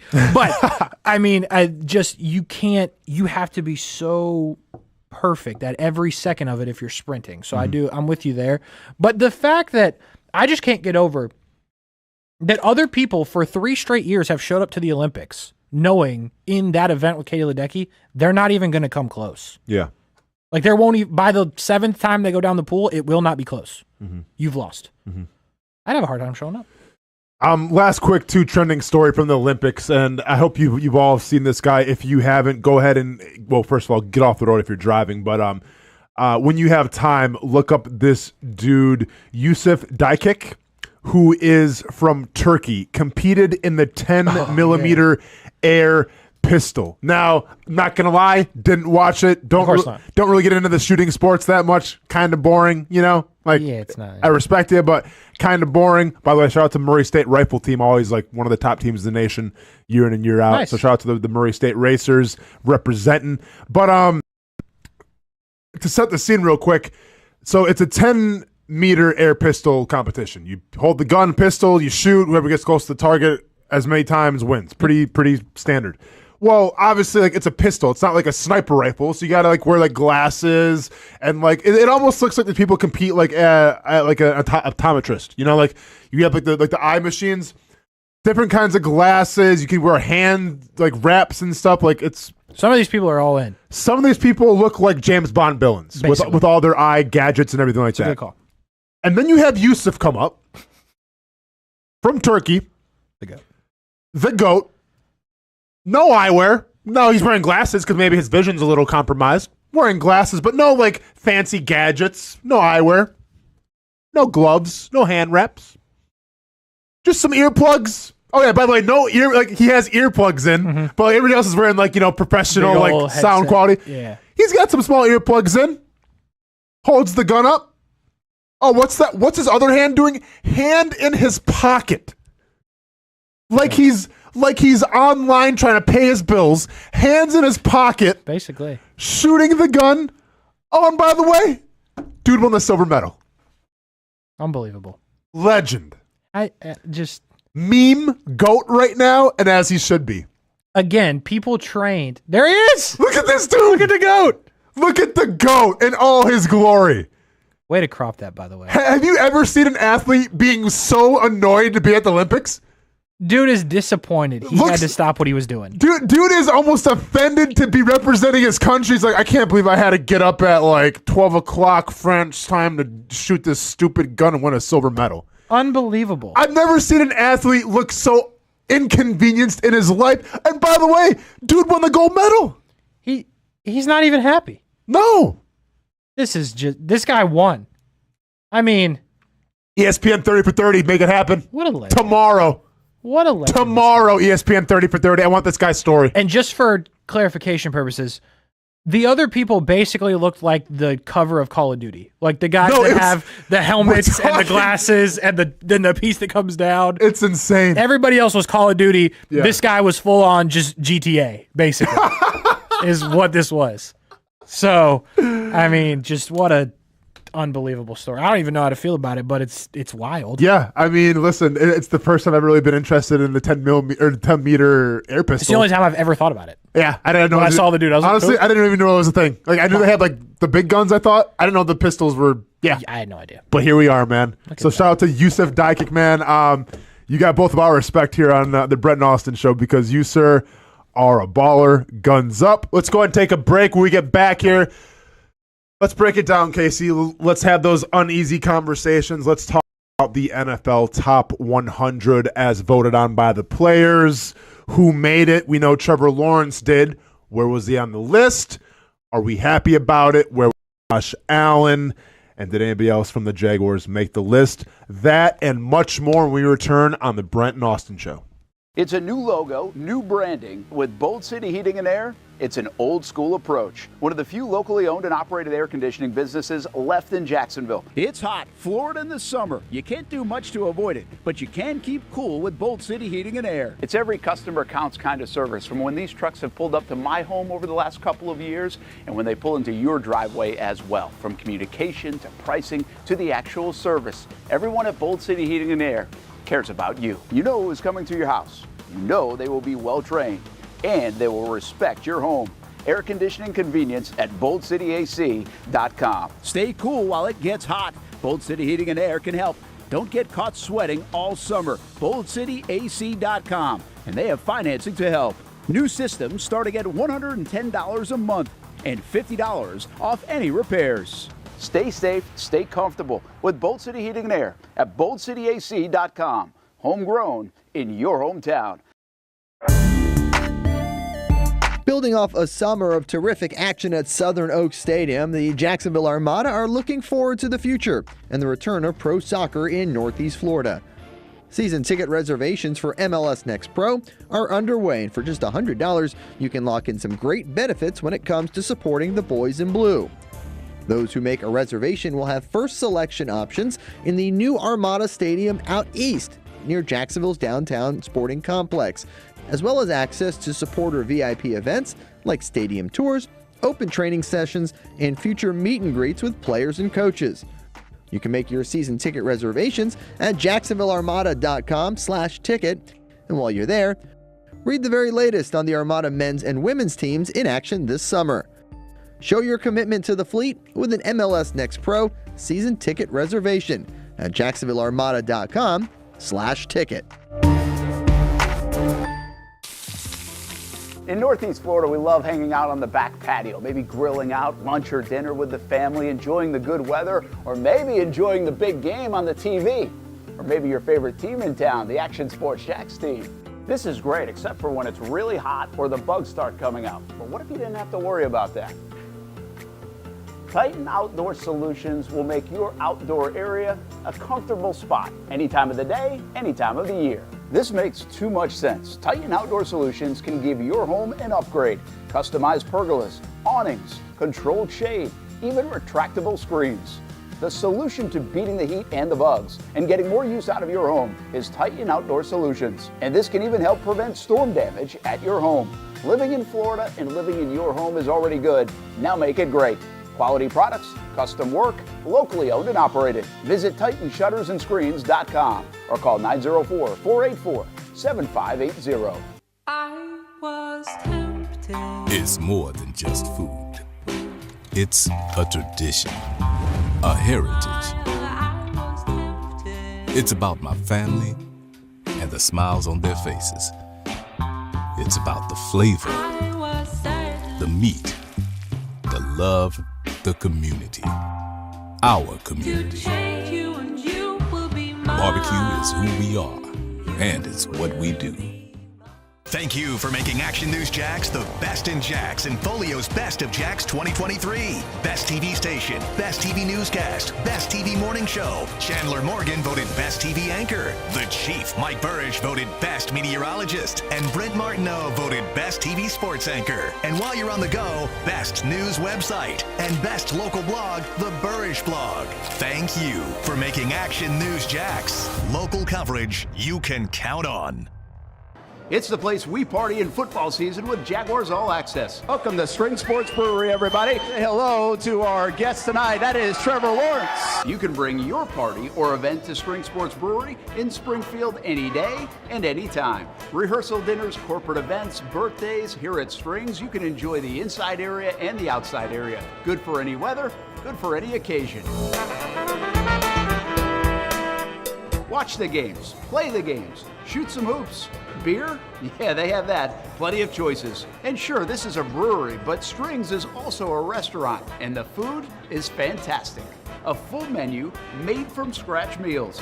And if you need String Sports Brewery to help with a party at your place, they cater too.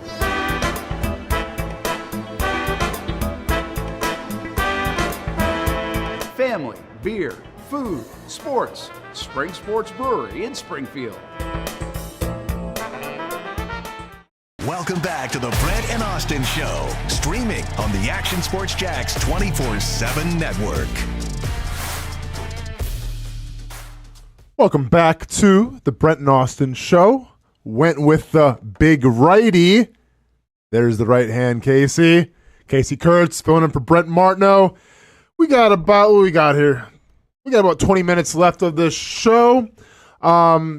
Nick in the daytime fighting the sleep paralysis demon, exercising him to the best of his abilities right now. How are you feeling back there? On 26 hours, no sleep. Nick in the daytime, talk to us. Here's the math being bad again. It's more than 26 at this point. I thought you said 26.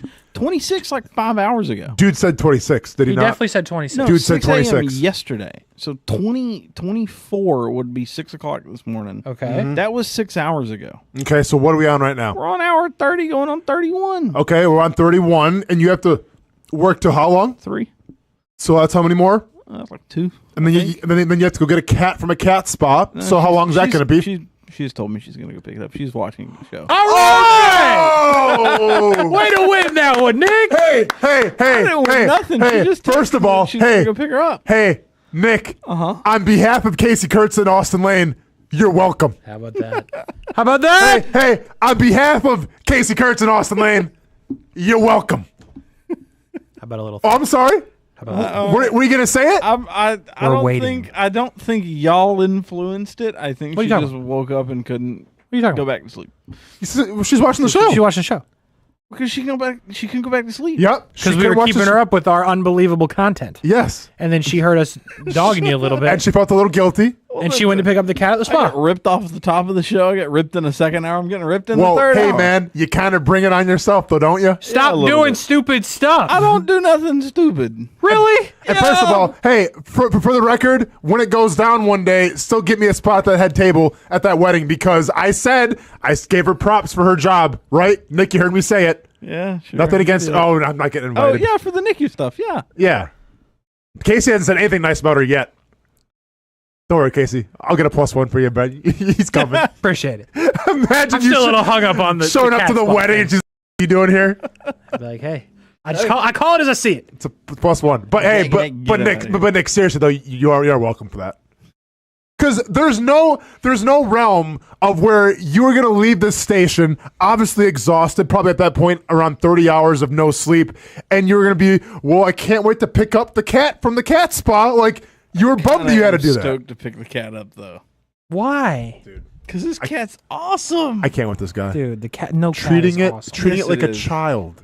Treating it like a child when you have No. 30 hours of no sleep and you'd rather go pick up your cat child I'll get plenty than go of get sleep. some proper, well-needed rest and I'll relaxation. get all the proper, well-needed rest and The human enigma, everybody. Later. He never like That cat probably hates you too. dude. You know what's amazing? Arms would probably say so. Just when you think that like you can't not a outdo mean yourself, just when you think that okay, all right, he went on his first plane to a board game convention, like it does. Okay, he went to get chocolate milk in Mexico, New York.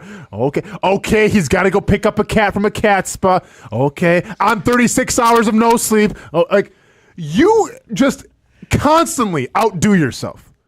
One more time for the people who are listening that are the higher ups. Get this man his own show, please. And get him some sleep. Don't even start him on grocery stores. We don't even have time. We don't have time. Oh, Lord, not the grocery stores. Oh, man. But anyways, getting back on track. I feel like we've been off the rails all day, but I'll tell you what, man. I love it, Casey. You kind of know when Uncle Kurtz comes to town that the kid's going to have some fun. You know, sometimes we're a little more professional. We keep the local sports, the golf talk, the baseball talk and everything. And then sometimes Uncle Casey comes into town and the kids run wild a little bit. And that's one of those days. You're not wrong. Nick, I think, and actually, if you're doing something today for the show, you compiled 10 quarterbacks of the Madden ratings. Do not put it on the screen. Don't put it on the screen? I know you're a little sleepy. I see you kind of looking in some directions. No. I've got it built and ready. Here's what I'm going to bring in. Uh-oh. This is going to be There you go. Here's what Okay. Oh, Look at this dude! He's killing it. Come on, I'm ahead Fighting of the sleep paralysis demons and everything, I'm man. not fighting him. He's chilling with me back here.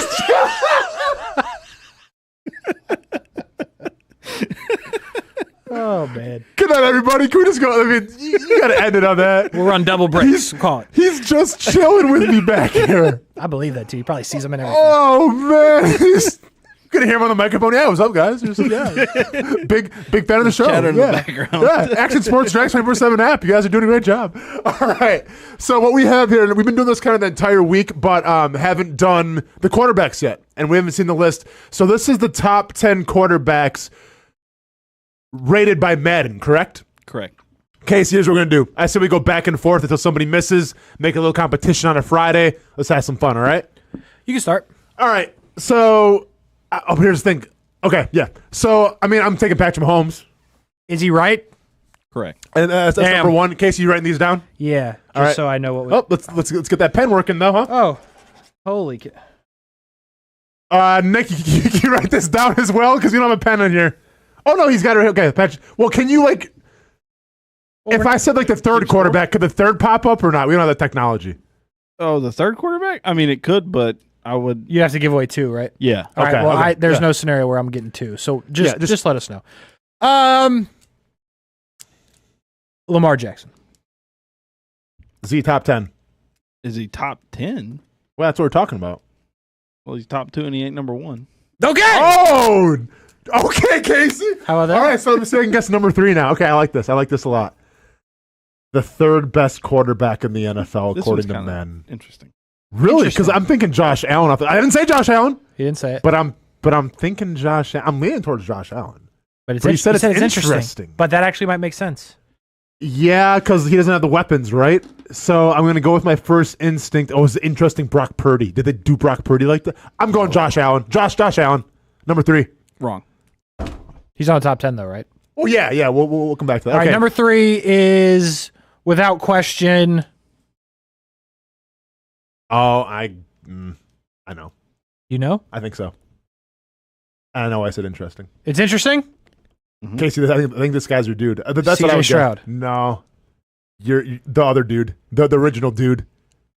Original dude. Your original dude, Shiesty. Oh, good call, Joe Burrow. It is Shiesty. There you go. How about that? Good call. Yeah. It's more of a team effort here. All right, 4th overall, Casey. CJ Stroud. I'm taking Josh Allen. It's going to be ridiculously high for CJ Stroud. It's got to be Josh Allen. And that point goes to... Oh, I'm messing up my stuff back here. It goes to Austin. Okay. Work on getting... We're all tied up here. Casey, you have that. Oh, I mean, we can just both say them at the same time. Number 5. Well, hang on. Let's get to number 4. Yep, the demons at it. Okay, there we go.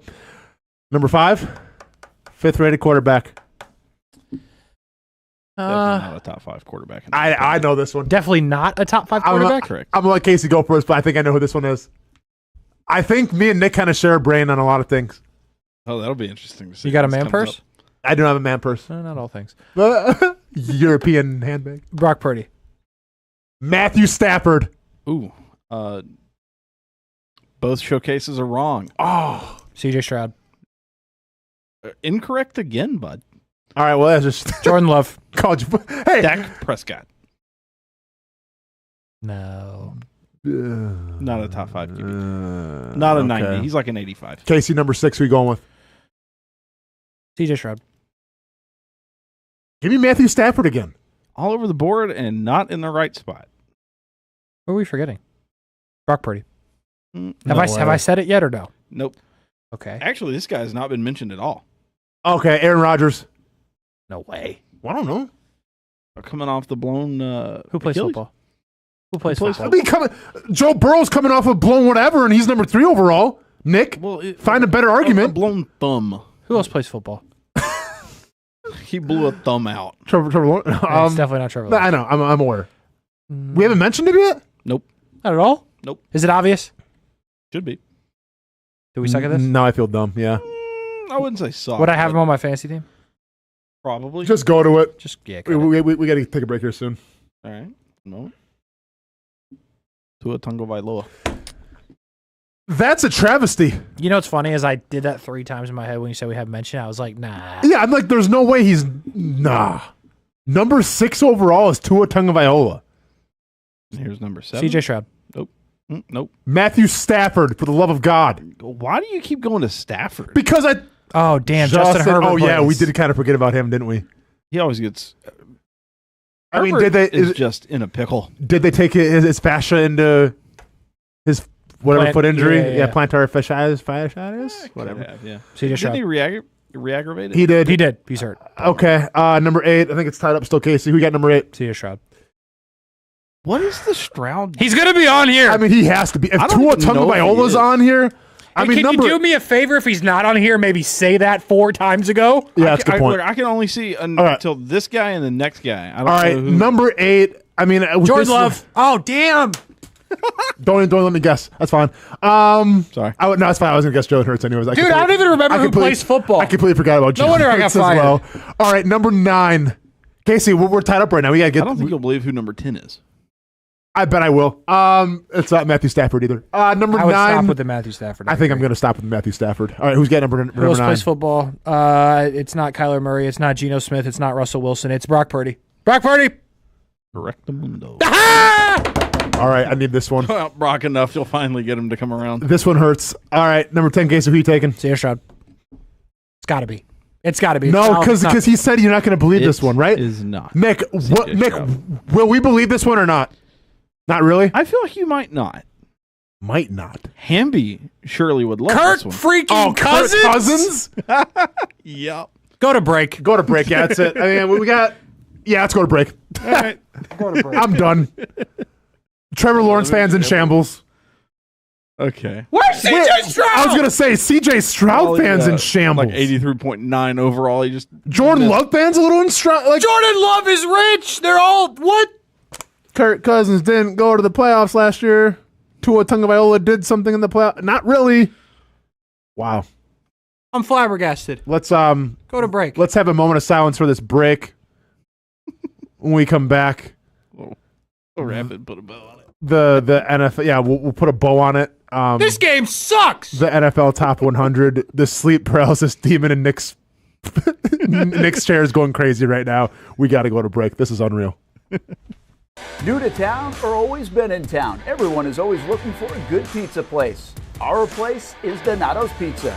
We love it and still do love it. When I tell my family I'm coming to Donato's, they say, wait a minute, you got to order some for us. So this is not all for me. Let me tell you what the Martinos get when we put an order in. Well, pepperoni pizza, we usually get more than one of these. And then there's the works, a little bit of everything. And then this is the pizza that can be polarizing for some out there. I don't know why. Hawaiian pizza, some love it, some don't. At Donato's, you're going to love it, especially with that cinnamon sprinkled on top. Try the pizza my family likes or try your favorite. Right now, you can use the code Brent20 and get 20% off your order. Every viewer and listener is important to us, and at Donato's Pizza, every piece is important. From fresh ingredients to the dedicated team members and you, the valued customer. Donato's Pizza, where every piece comes together for a winning combination. Jack's Beach and Mandarin locations, Donato's Pizza, every piece is important. People helping people is at the core of what Alive Credit Union is all about, and it's been that way for over 70 years. From 1954 to 2024, the mission remains to inspire financial wellness and give you a financially fit lifestyle. Alive Credit Union and its employees are committed to not only serving their valued members, but also our community here in Northeast Florida.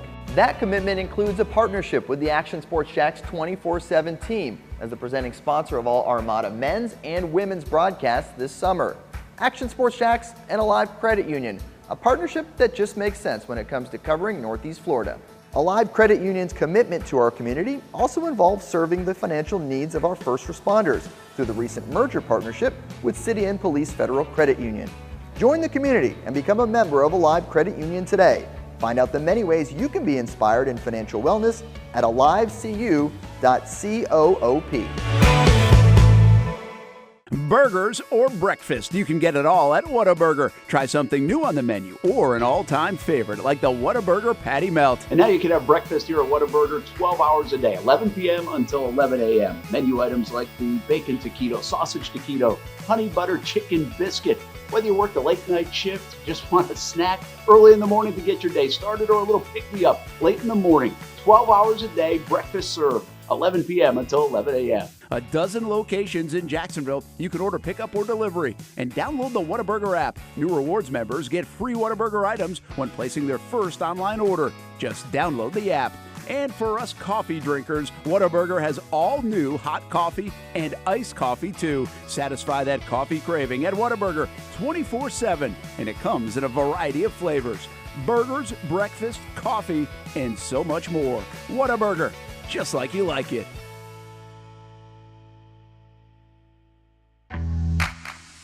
What started out as better people, better projects just keeps getting, well, better. That's Better Exterior Solutions, ready to help you create a better outdoor experience. Check this out. Motorized pergolas are the latest in technology to transform your outdoor space. Beautiful day? Let the sun shine through. Summer rainstorm? These pergola systems close automatically to keep the weather out. From residential to commercial uses, Better Exterior Solutions has products customized to meet virtually any existing architectural structure. With retractable awnings, screens, and hurricane shutters too, if you want unparalleled quality and expertise, you need Better Exterior Solutions. Get a free estimate by visiting betterexteriors.com or calling 904-902-4999. Better Exterior Solutions. Experience better. We all have our favorite spots in town to eat, drink, and have a good time. And once in a while, we try a new spot. This new spot will soon become your favorite spot. It's 1937 Spirits and Eatery in San Marco. Where else can you get unicorn fish? It was really good. They have local fresh seafood. Try a terrific burger or a Jack's Hot Chicken sandwich. The ambiance is perfect for any occasion. The idea here is to have fun, have a good time. Whether you're chilling out on the couches, cozying up to the bar, having lunch or dinner, it's a throwback experience. 1937, when going out to dinner was like going to a party. They even have a photo booth. Who doesn't like a good photo booth? We recently brought the entire team out to try it, and everyone said, I'm bringing my significant other here to try it as well. The new spot becomes your favorite spot. Make 1937 Spirits and Eatery in San Marco your new favorite spot. Welcome back to the Brent and Austen Show, streaming on the Action Sports Jax 24/7 network. Welcome back as we end this show here. We got some feet in the parking lot. We're ready for the weekend. Casey Kurtz, thanks for stopping by. My dude, Nick in the daytime, 36 hours or plus or whatever with his sleep paralysis demon's been awake, doing his thing. Does your demon have a name? He hasn't been named yet. He hasn't been named sorting yet. that out. Speaking of names, so Nick of the Daytime's girlfriend messed up Casey's name in the chats, saying, Casey, I'm waiting for your compliment. Casey still hasn't done it. He's not going to do it, I guess, and Austin's all good. See you at the wedding whenever that is. Hopefully it's going to be an open bar, and I'm expecting salmon. And real quick, we teased it. I can't deny it. Trevor Lawrence, number 94 overall in the NFL Top 100. Feels Casey, right. real quick, feels right? Yep. Not too low. And then Josh Hines Allen would have been in the 20s. We're out of here. Have a great weekend. Stay safe. Stay casual. We'll see you next Monday. Peace.